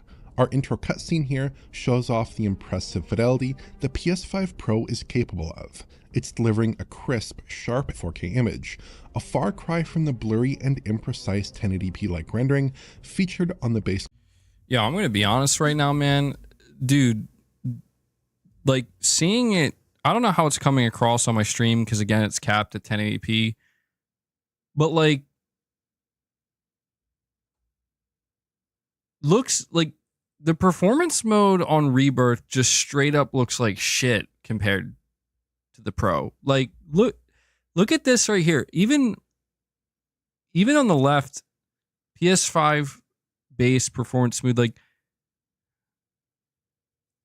yeah, it is quite a substantial difference, at least for this game. Console at the same 60 FPS update. we can make out far more detail across the environment, especially in high frequency texture detail and fine tufts of foliage. Skin textures really shine on Pro, with a specular sheen on Barrett here revealing pore detail that was smeared before. You can actually make out strands of hair on Tifa here, though of course the hair is still card based, and dithering has been minimized relative to base PS5. Some of the quirks of FF7 Rebirth's TAA resolve have been fixed, like how ghosting is no longer really an issue. Certain camera moves tended to cause ugly trails of duplicated detail, and I didn't notice it popping up nearly as much during this footage, though in some moments I did spot some more minor ghosting. Also, distant trees no longer appear oddly transparent and shimmery, and have a more solid, stable look on Pro. If we step into gameplay, which I've tried to match as best as possible here, the same advantages continue to be evident. FF7 Rebirth packs a lot of geometry into every frame, boasting primitive shader-powered polygonal detail, and the PS5 Pro simply handles this much better than the base console. Ghosting on camera movement is much harder to spot on the Pro as well. Combat frustrates the base machine a little bit, with blurry particle effects and poor image clarity producing a bit of a muddy look overall. PS5 Pro handles this scene impressively, much better than I was expecting, resolving crisp 4K-like detail even in relatively fast combat scenes. The motion blur also looks quite pristine and is relatively artifact-free. Particle effects look generally good in motion, though some freeze frames reveal a slight chunkiness relative to the rest of the presentation. That's probably because Rebirth appears to be using PSSR, or PlayStation Spectral Super Resolution, which is Sony's new machine learning-based upsampling solution exclusive to PS5 Pro consoles. PS5 Pro packs a substantial increase in GPU grunt, but the cost of native 4K rendering would likely overwhelm the enhanced console. Instead, Square Enix has opted for this upsampling solution, taking the game from an average internal resolution of roughly 1152p or 1224p in my counts to a 4K final resolve. I got counts as low as 1080p and as high as 1296p, though if we were able to get our own capture here, we might be able to see some greater variability. That's very similar to the resolution range of the base game, which hit comparable resolution figures in its performance mode. The difference here is on PS5, the game didn't use any form of temporal upsampling, instead taking that final rendered image and simply upscaling it, perhaps using a bilinear or bicubic upscaling solution. The game's final resolve also appeared oddly soft, lacking detail relative to some other games with similar resolutions. Square Enix also offered a performance sharp mode, which used a different upscaling method that produced sharper results, albeit with some additional blockiness. Preferences here are a matter of personal taste, but neither option offered the kind of image clarity that most other 60 FPS games on consoles are capable of delivering. The enhanced GPU capability and machine learning acceleration in PS5 Pro enables Square Enix to hit greatly improved image quality metrics, with the game now So dude, I'm like this scene right here, bro. Again, I don't know how it's coming across here. I'm watching it at 4K.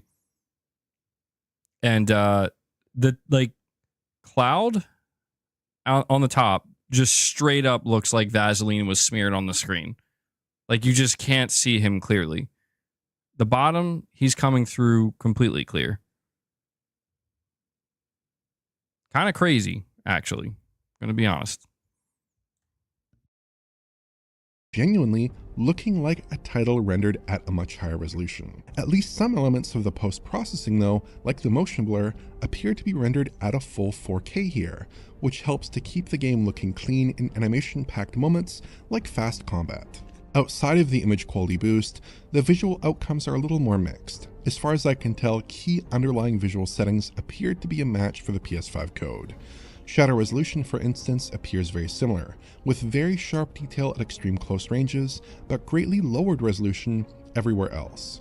Foliage pop-in occurs at the same spots in my matched footage as well, suggesting there's been no change to that setting. Pop-in was annoying on PS5 already, and it's more apparent at this higher resolution. Plus, textures appear very similar, with the same occasional bits of low-res art popping up in this gameplay. Some deeper concerns I have with the game's lighting also seem to have gone unaddressed. Foliage often looks quite good, but smaller bits of vegetation aren't effectively grounded with shadows, either with shadow maps, screen space shadows, or something more far-flung like an RT technique, so they don't have a very natural appearance. I didn't see any evidence that the game's indirect lighting has been improved either, though to be fair, the quality of the GI was less of a concern in these directly lit open spaces. We don't have any footage of areas where the indirect lighting was more questionable, like in artificial city spaces. That's maybe a bit too much of an ask though, given the game's vintage at this point, and the fact that using PSSR to reach 4K 60-like rendering on PS5 Pro seems to take up much of the extra grunt available on the console. We find similar results in the preliminary footage from games like Spider-Man 2 and The Last of Us Part 2, which run at similar or identical base resolutions to their PS5 counterparts in their 60 FPS modes. PSSR upscaling carries a significant frame time cost, as does using full resolution post-processing, which isn't mandated for every game, but is suggested as a best practice by Sony. Obviously though, the visual results are what matters, and there the PS5 Pro handily bests the OG PS5 console.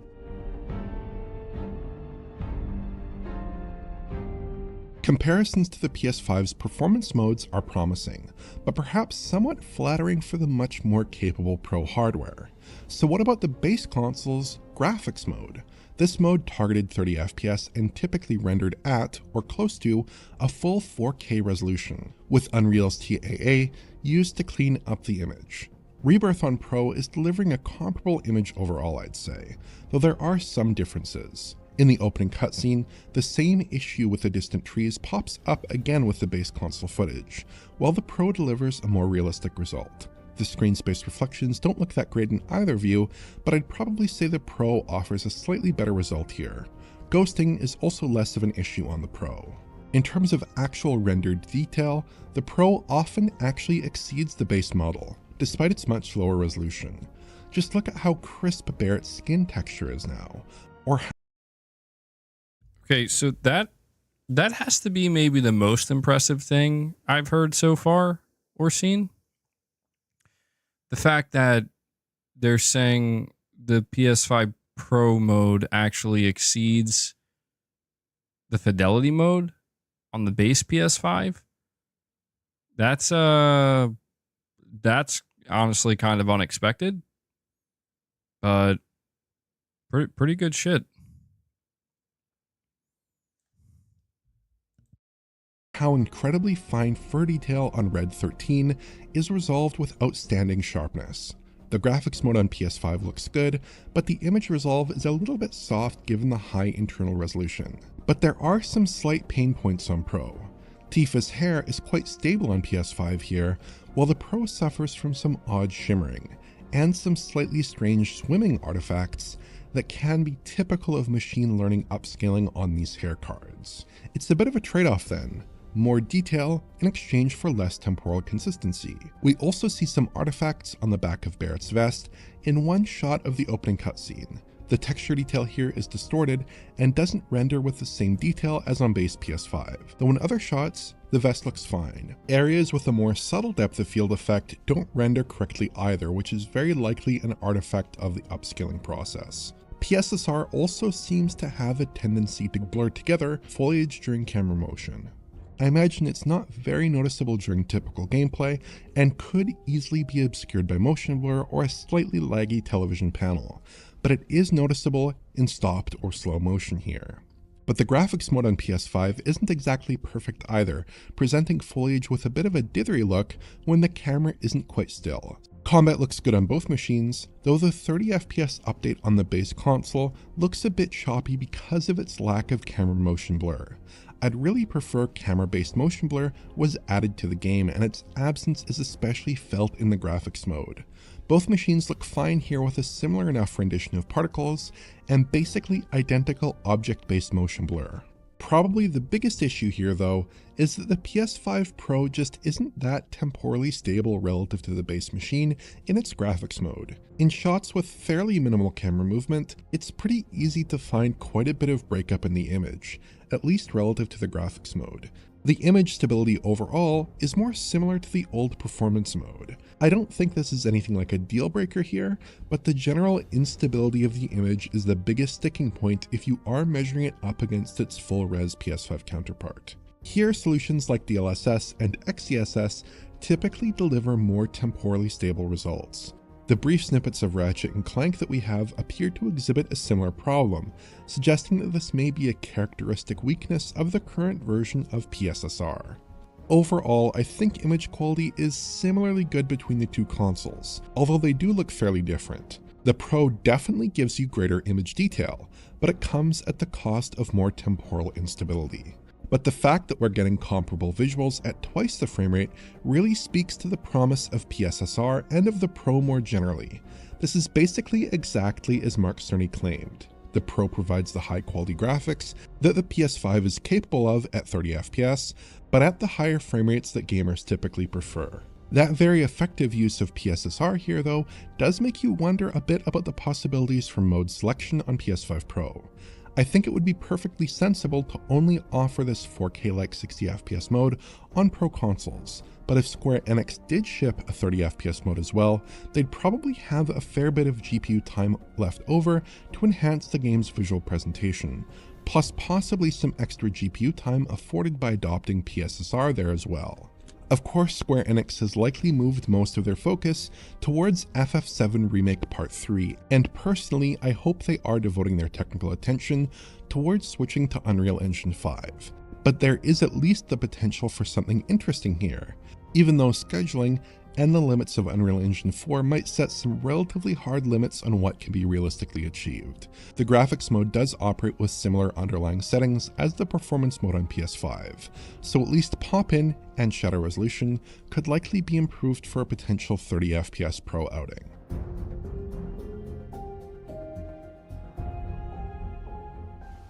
As a final note here, I wanted to take a look at performance. The PS5 in its performance mode generally ran at 60 FPS, but could suffer from occasional dips in especially heavy cutscenes or battle sequences. We do see a relatively minor drop in the opening cutscene here, and then a more significant decline later in the second fight sequence. Graphics mode suffers fewer dips, but does drop some frames in that second fight as well. PS5 Pro doesn't appear to suffer from the same issues. There are a couple of one-off dropped frames in the opening cutscene, either immediately following a camera cut or 2 frames after, but you would be very hard-pressed to notice in actual play. Elsewhere, the game is locked at 60 FPS, even in the second fight scene, which is quite demanding. It seems likely that the GPU was becoming overburdened with alpha before, but the Pro is fine here. Judging from the available footage, Final Fantasy VII Rebirth's PS5 Pro upgrade seems very effective. It's a lot like what we'd expect from some of the better Xbox One X upgrades, which took 1080p games often to a full 4K. The native resolution here is far lower, but the perceived resolution is right about there, if not even a bit better defined than some native 4K games with TAA. My only real concerns here, outside of some quibbles with the current version of PSSR, come down to the likelihood that Rebirth's lighting issues will go unaddressed. So, see, this is why, man, like, I was kind of going on the tangents that I was going on, because what he just said is that the game's resolution on the Pro, the resolution Rebirth is running at on the Pro is lower than the fidelity mode resolution on the base PS5, but yet it looks better. It looks better. That's right. The image quality, the image you're seeing, the presentation of the image is essentially native 4K, but it's not running internally at native 4K. And that's because that's what PSSR is going to do. And that's why I was like basically losing my mind when I saw people freaking out about the idea of Alan Wake 2 running at like a low internal resolution. I'm like, guys, what you end up, like, the only thing that matters is what you're going to see as the end result, what you see. Pixel, like, to be honest, man, as this technology progresses, pixel counting, it's not that it will be useless, but it's going to become way less important. You know, it's like, oh yeah, this game runs at 1080p, but your eye's going to see native 4K, essentially. It's great to present vast seas of foliage to the player, but it's less great if that foliage doesn't sit naturally with the environment. Likewise, Rebirth's artwork often looks excellent, but without effective indirect lighting, some shots can appear somewhat basic. On the flip side, the game has some soaring visual highs, like its real-time cutscenes, and those seem to look pretty amazing on the Pro, with smooth frame rates married with impressive image detail. Realistically, squeezing this level of improvement out of the Pro console at this early stage feels like an impressive achievement and perhaps a sign of greater things to come as developers get to grips with the Pro hardware. So if you've been waiting to play Final Fantasy VII Rebirth, it may be worth waiting a couple months longer, because PS5 Pro seems like the best place to play the Square Enix epic by a long shot. It's a remarkable visual turnaround. If you enjoyed this video, please like. Well, there you go, man. That's the first game, like, properly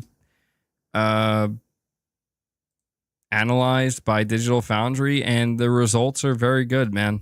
I know that there's a lot of hate towards the PS5 Pro. I'm not here to tell you that it's worth $700, but it does seem like if you're somebody who is going to be upgrading to the Pro,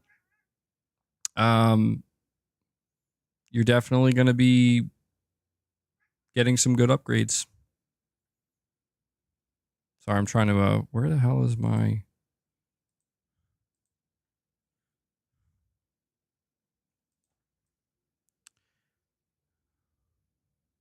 God, I'm all over the place here.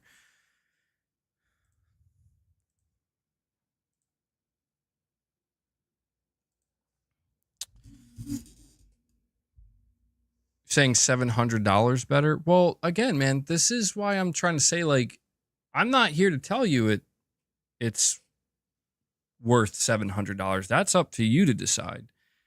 You have to ask yourself, what is this product? What is it telling me it's going to do? The PS5 Pro tells you it's going to take PS5 games and it's going to run them at 60 frames per second, but look like fidelity mode. That's what the Pro is going to do. And this is the first game that's been seemingly thoroughly analyzed, and they're telling you that's exactly what it's doing. Like, the image quality is actually higher than fidelity mode. A little bit more unstable at times, but higher. And so I'm not here to tell you that, so it is worth $700, so you should buy it. No. But that's for you to decide. If you think that's worth it and more games end up showing these types of results. And I think, truthfully, that's what matters most, man. Like, what matters most are the people who are going to spend $700 on this. Are they getting what they were promised? That's what should matter. And it's funny because I've been seeing people saying, like, well, Sony lied, and, you know, this is what the PS5 was supposed to do. The PS5 was supposed to deliver 4K 60 FPS. And it's funny because it's like, and I'll give credit to Dustin Furman, I think, from Sacred Symbols. He says he was seeing people say this too, and he looked into it, and he said he couldn't find any piece of marketing from Sony. He said he couldn't find a single piece of official marketing from Sony that said the PS5 will do 4K 60 FPS. The only thing we could mention is they put 8K on the box, which wasn't technically a lie because there was an 8K game and it could play 8K content, but it's like, okay, yeah, take the 8K off the box. Nobody needs that. What is that? Like, come on. But I just think it's funny that, like, I don't know, man. The only thing we really need to truly ask is, will this machine do what it says it's supposed to do? And the first result we're seeing is, yes, it seemingly is going to do that. The last thing I think anybody wants is, if you are somebody who's going to be willing to pay $700 for this, to find out actually it's not doing what it said it would do. It's a disappointment, you know? That would suck. That would suck big time. I'm not here to tell you whether the upgrade is personally worth it for you. That's for you to decide. But saying, MBG, dude, you expected 60 back in 2020. I've already admitted I overhyped the PS5. Yeah. I got caught up in it. I admit that. I didn't say that. I probably said I'm expecting 4K 60. Yeah. So, but you know, that was, again, to be fair though, like I've learned a lot since then, and I've learned to pay much closer attention to what is Sony actually telling me right now. You know what I mean?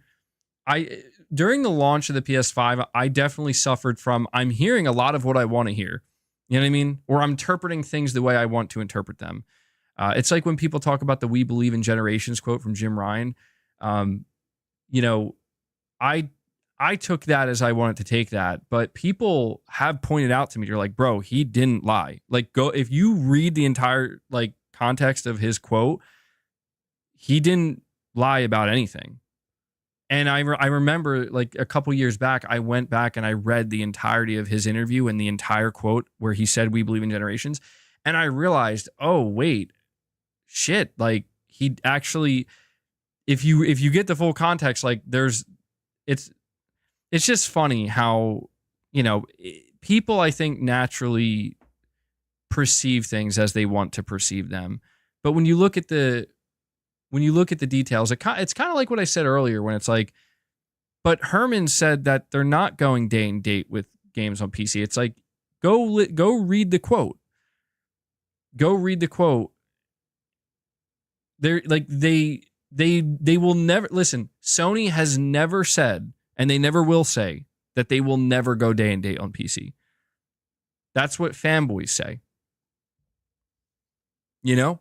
And I think sometimes people get confused that like what people on the internet say is what Sony's saying. It's like, no, Sony never told me or you or anybody else that they will not go that they will never go day and date, that's off the table.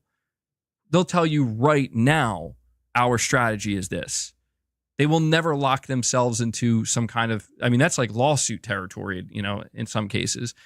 You know, they're trained, they know how to word things and how to say things. And so it's important that when we read this shit, when we listen to what these companies tell us, what these executives tell us, it's very important we pay very close attention to the way it's worded. Omen86, you're saying PC gamers who spend the most money for always wanting the latest tech are trolling console gamers who want to spend money on the latest tech. Dumb. I do agree. That is extremely dumb, Omen. And that shit is annoying. Like, if there's one thing that's very annoying about certain PC gamers is when they want to go on some fucking lecture about how much more I can do on my PC. I don't fucking care how much more you can do on your PC. I'm focused on a dedicated console that I can hook up in my fucking living room, sit on my couch, and play games with, whether it's alone, with my family, or my friends. I'm not trying to hook a fucking PC up to my living room 65-inch TV. I don't care how much more PC can do. I have a PC. I can do all of those things on my PC. What I care about when it comes to my console gaming experience is what can my console do for my games. That's what I care about. And that's what's so annoying about some of these people on online with their fucking walls of text posts about like, but what? If you like PC and if you think PC is better, then fucking play on PC and leave people who want to play on console alone. Now, if PC players are getting triggered because there's certain console players out there that won't shut the fuck up, well, maybe they need to just calm down and go play their games too, bro. Like, I don't understand why I do see some people on the internet, they're like console warriors and they're trying to fight PC players. It's like, just stop. You're like, it's all stupid, man. It's like at some point you got to realize you might be getting too wrapped up. It's interesting to have these conversations. But sometimes people really need to realize that you're getting too wrapped up in like caring about what other people are enjoying or not enjoying. And that to me is where things get taken a step too far, where it's like when I see somebody put out just this like super long book of like, here's why PC is better. And it's like, dude, why don't you just go enjoy it then? Like, You know what I mean? Like, if this person switches to PC, if you convince a person on Twitter to switch to PC, is that money going in your pocket? No? Oh, same thing with the console people. If a console person, like a console warrior on Twitter, convinces a PC player to go buy a console, is that money going into their pocket? No. Like, people need to calm down with how aggressive they're getting out here over this stuff, guys. Like, the Pro is fine. Like, regardless of how upset the price is making people for what the Pro is supposed to be, it's fine. I'm not telling you it's worth $700. I'm just telling you it's fine. It exists as it exists, as an optional premium upgrade. And based off of what we're seeing, it's doing what it says it's going to do. It's fine. Omen, you got me going, bro. I sat there in silence for too long watching that video. Kitford, you're saying I just joined. Will rewatch later. 100% getting Horizon Zero Dawn Remaster. Will platinum and enjoy every second of it. Still on the fence of the PS5 Pro F Xbox. I know you're excited, Kitford. You said you put like 400 hours into Horizon. I think just one. What was it? Forbidden West. So I know it's something you'll enjoy. I could see Horizon convincing you to get a Pro though, Kitford, once you see what it looks like. Hickzock says, this is exactly what I wanted and expected from the Pro after the Sony video. Huge difference. What are people smoking? Drive and stand is already here. Yeah, and like I get that. Like I said, I think Sony's, they're penny pinching with the stand and stuff. And I don't, like, to me, that's where it's like, come on, just throw this fucking stand in the box. It's like, the disk drive, also kind of annoying to not have like a full-blown option. But one of the things that I thought was weird, and I mentioned this on Twitter, is like, I don't like that people are acting like you can't play physical games on the PS5 Pro. I don't like that some people are behaving that way and acting that way, where it's like, that's not true. Like, that's objectively false. That's factually false. You can play physical games on the Pro. And then people are like, but you have to pay more. It's like, yeah, and that's the part that sucks.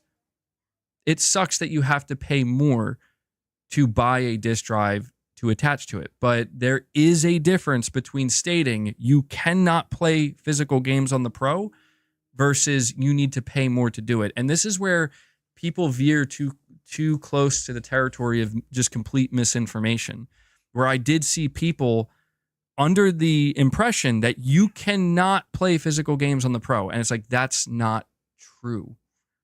That's not true. You can. You do need to pay for the disk drive, but the option exists. And I just think that's important because, I mean, I can tell you right now, if that option didn't exist, I would not buy the Pro. I would not buy the Pro. And I would be upset at Sony. I'd be like, Sony, this is crazy. You're not giving us the option. That's where things veer into crazy lunacy territory. But we're not, that's not what the situation is. I don't know. We have Bobby Heckelmeyer with a super chat, and he says, yo, MBG, do you have a TV that can support the PS5 Pro features? I believe so. Yeah, the TV I have in my living room, I forget which model it is, but it's a recent model. It has all the bells and whistles, and it can do pretty much everything. I think that was the TV where I played Spider-Man 2 at like 4K 120 or whatever, or like the 120 FPS mode, or no, the 4K 40 FPS mode. I know it can go to 120 as well. Hold on, I gotta let layout.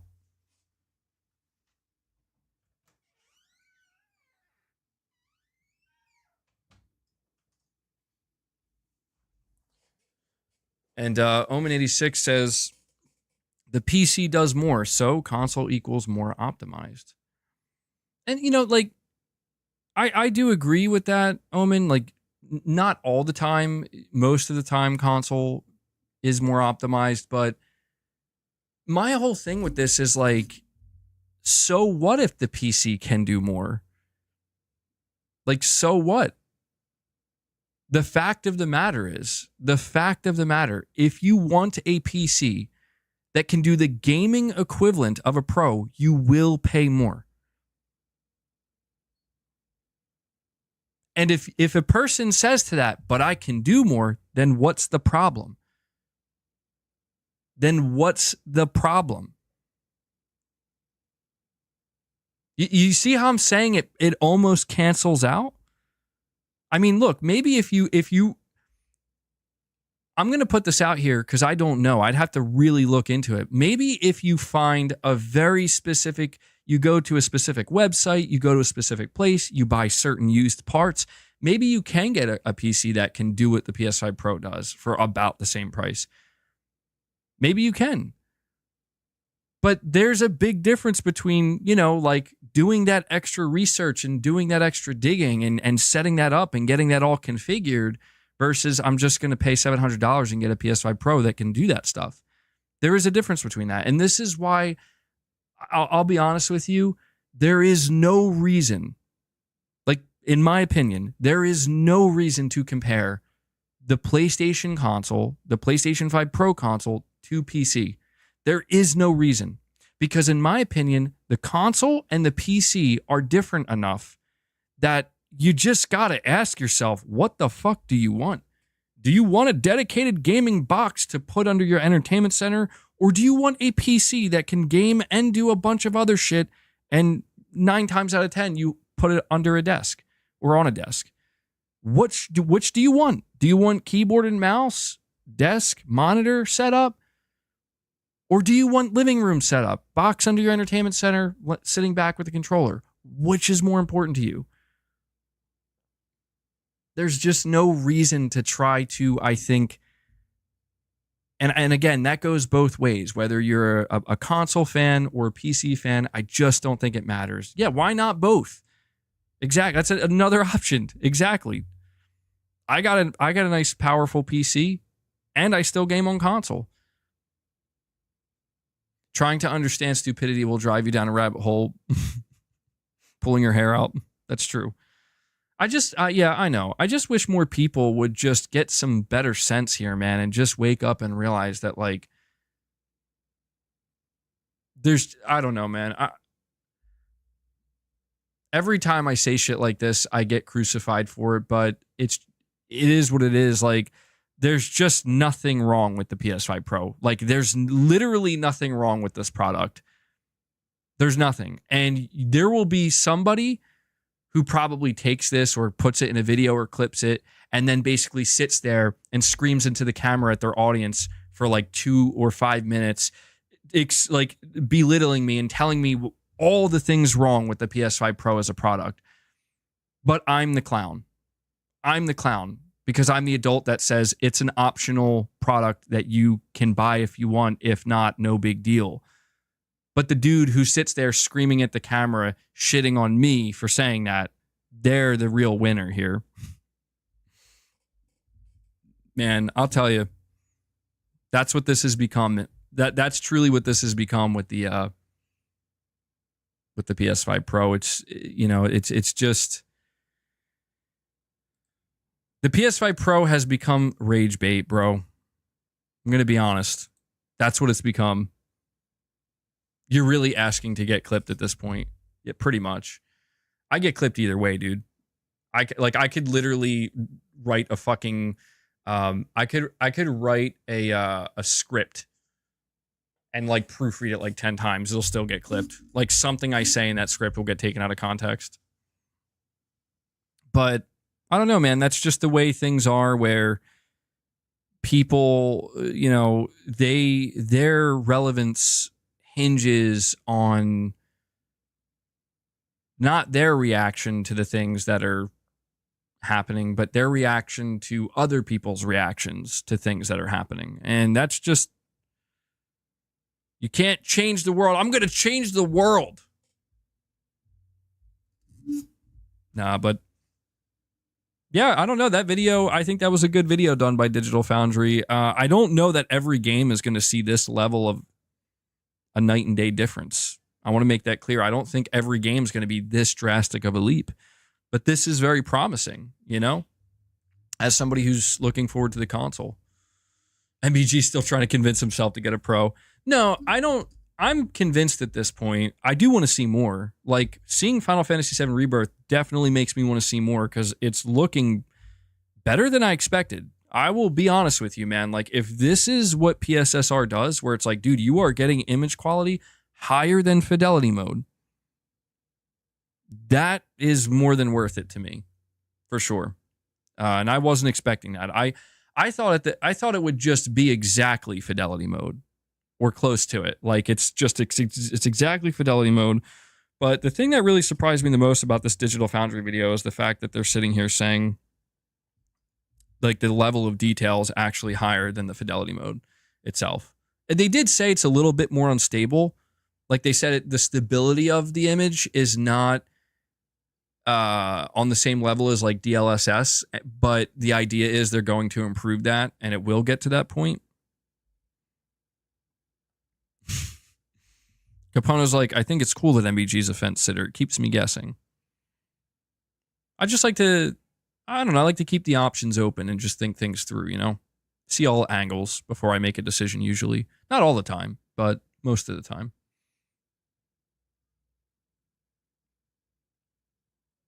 That's a good point, Chris. You're saying your main gripe with the PS5 Pro announcement is that they showed games that already look excellent.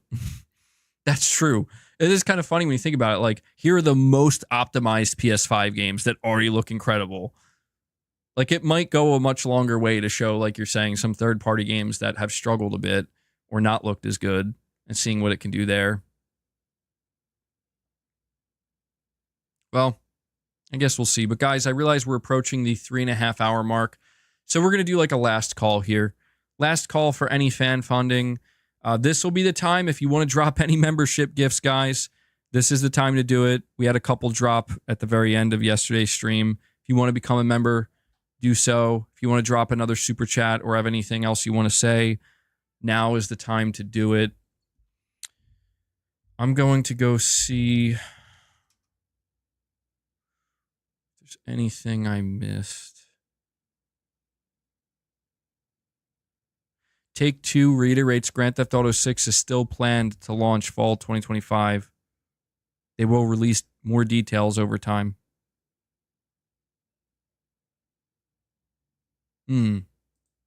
What? Okay, that's good.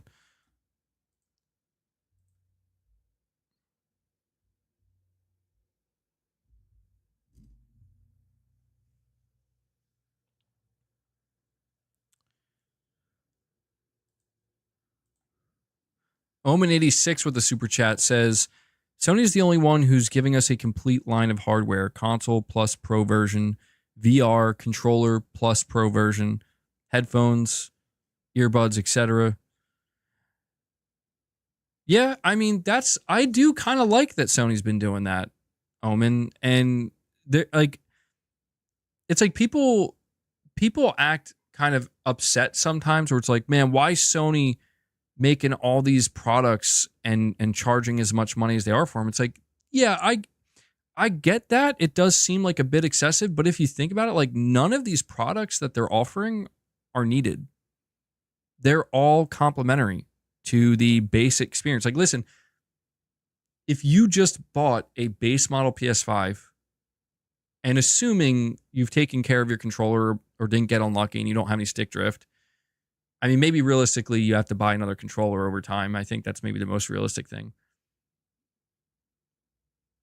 You're fine. You're fine. Like, you're not missing anything. You even have a mic built into your controller. Like, you're fine. But that's where I just think, like, for somebody like me, where I appreciate all these products. Yeah, like, everything that they've made optional, I've appreciated a lot of it.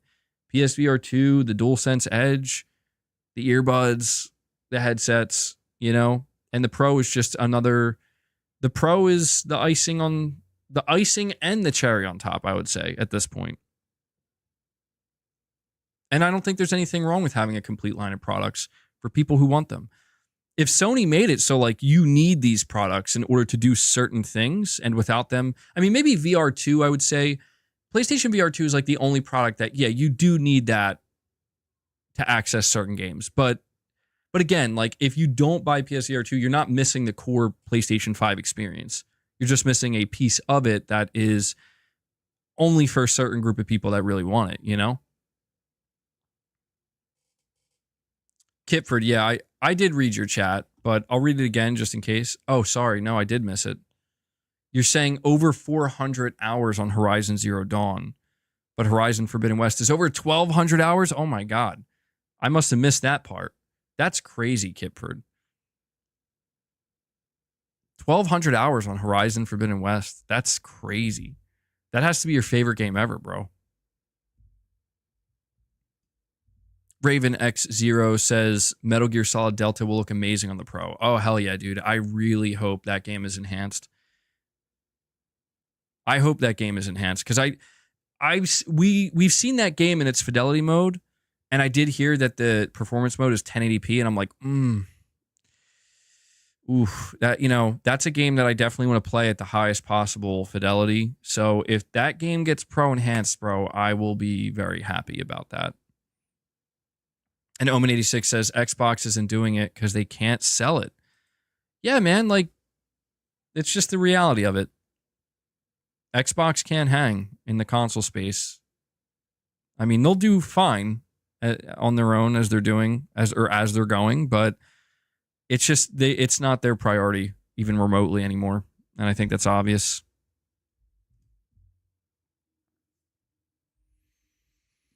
All right, so we've hit the 3.5 hour mark, guys. I think this is where I'm going to wrap today's stream up. I thought it was a good one.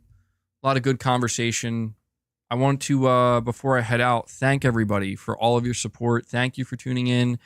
Thank you for watching. A lot of super chats today. A lot of interesting conversations based on those super chats. So I want to shout out you guys for the fan funding and the support. Really, only one member today, but hey, I appreciate any members we get. So thank you guys so much for that. I also want to thank anybody who dropped a direct donation, and I want to make sure to thank Devil Shooter as well. He does the timestamps for the streams. He does a great job. So if you see him in the comments, like I always say, show him some love, give him some thanks. I know he really appreciates it. And Devil Shooter, thank you for what you do, man. And before I head out, we got Omen80. Omen, are you trying to start a member train before we go? Omen pays for 5 more minutes. Omen86 says, good things come in pairs. Omen86 drops a member gift for us. So you know what that means. He bought us another 5 minutes. Omen buys us another 5 minutes. Just enough time to get another member gift to buy another 5 minutes. But I do appreciate it, man. Appreciate all the support, Omen. Let me update that.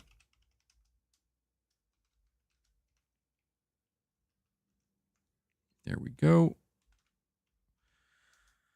Well, at this point, I'm just waiting for Sony to announce the state of play. Because clearly that's coming. Clearly it's happening. Perfect Image, you're saying, what if Xbox comes with all support of DLSS, FSR, etc.? I mean, DLSS, I don't think that's on console yet, but I know they support all versions of FSR. But that's the thing, dude. PSSR is apparently better than FSR. And somebody told me yesterday that FSR doesn't have AI or like machine learning. So I don't know. I guess we'll see what they end up doing. And Kitford drops a membership gift. Kitford buys another 5 minutes here. I don't know if it's literally buying 5 full minutes, but Kitford's keeping it going. I'll tell you that. Are we going to make it happen? Now I'm curious to see if we're going to make a member train happen at the very end of the stream. That would be pretty funny. It does happen on occasion. I mean, we kind of got a little one going yesterday. So Kitford dropped a membership gift. Zagadka was gifted that one.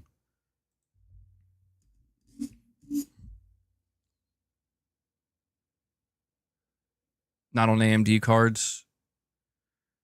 My question is if PSSR can begin to match DLSS. Because I think DLSS is considered like the best of the best right now with this type of technology.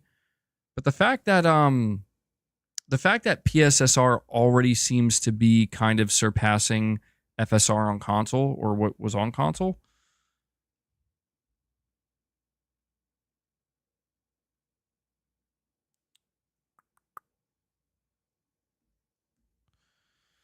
Rudy says somebody drop a 50 so MBG can stay on for 2 more hours. Hey, I didn't promise that. I mean, if you want to drop a 50 bomb, drop a 50 bomb, but I did not promise another 2 hours.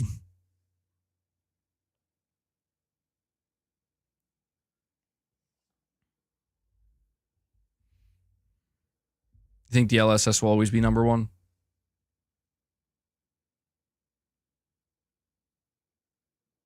Yeah, that's true. Apparently Nintendo's supposed to have some kind of DLSS. I don't know. We'll see. We'll see. It had a head start. Yeah, it'll be really interesting to see where PSSR goes, for sure.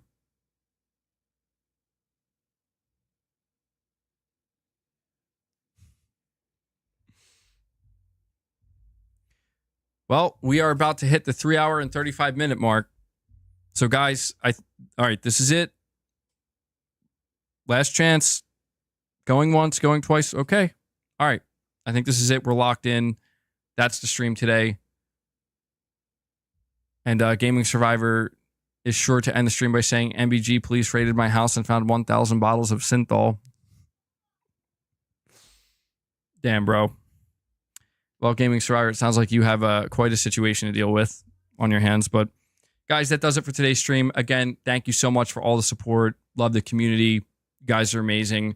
I'm going to probably have a video out later today. And we'll see. We should have another stream out tomorrow. We might not, though. Just be on the lookout. Like I said, hit the bell notification. But we should be doing at least one more stream before the end of the week. Okay, or before we get to Saturday. So that does it. Hit the like button on your way out. And before I go, Omen86 in all caps says, I am Astrobot. Did you platinum it yet, Omen? Just platinum it if you haven't. It's a good dude. I'm telling you, I didn't think I would. I'll just say this before I go. I didn't think that I would have like respect on the level that I do for anybody who platinums Astrobot. But anybody who platinums it, I know what they had to go through. Like, I know what they had to go through at that mastery level. So there's like a level of respect there. Rich Rod, don't tell me you dropped a... Did you... Okay, hold on. Let me make sure I didn't miss anything. All right, we're good. We're good. All right, guys, that does it. I'm heading out now. At this point, I'm just afraid that as soon as I end it, somebody's going to drop something. I don't want to miss it. I think we're good, though. Wait, hold on. Hold on. Okay, Rich Rod is screaming in the chat. Hold on. Rich Rod is screaming in the chat. Wait. Wait. Stand by. Let me. Okay, we got to let Rich Rod say his piece. Rich Rod's like, I must. Rich Rod's 2 minutes of gang violence. MBG is literally terrified a 50 will come. It's funny because on like one hand, I am, and one hand I'm not. Like, yes, a 50 bomb. But on the other hand, it's like, oh shit, I really was ready to wrap that shit up though. You couldn't have dropped the 50 in the beginning. Omen says a 50 bomb, don't tempt me. Well, you know me, Omen. I'm gonna tempt you. No, I mean it's like, look, the only thing is if you drop it a 50 bomb, you gotta tell me what you expect in return. Because if you're like another 2 hours on the stream, and be like, I don't, maybe tomorrow. It's all dependent. Rich Rod's under so much pressure right now. He's like probably typing or like typing on his phone. He's like panicking, like I keep hitting typos here. What do I say? Oh man. Oh, there it is. There it is. Let's see. Let's see what Rich Rod had to say. Rich Rod says, Zero Dawn remaster not needed. But ugly Xbot suckers mad they can't even get the original. They ugly like dolt and full of stank yeast butterscotch. God damn, stank yeast, bro. Stank yeast. Holy shit. Rich Rod. There you go. Rich Rod's 2 minutes of gang violence. My favorite thing is that Rich Rod he definitely feels like he has to put butterscotch in every single message now. I love it. Thank you, Omen. I appreciate that. Thank you for letting me get some gaming in. But guys, there we go. Ending it with a Rich Rod donation. This is where we will bring the stream to an end. I am going to go work on a video so I can get that out for anybody who didn't tune into the stream. Actually, even if you did tune into the stream, some of the stuff I'll cover in that video I probably didn't cover here today. But all right, guys, that does it. Enjoy the rest of your day. Again, thank you so much for all the support. We should have another stream coming at you before the end of the week. And yeah, that does it. So guys, take care. And, you know, try not to be a butterscotch.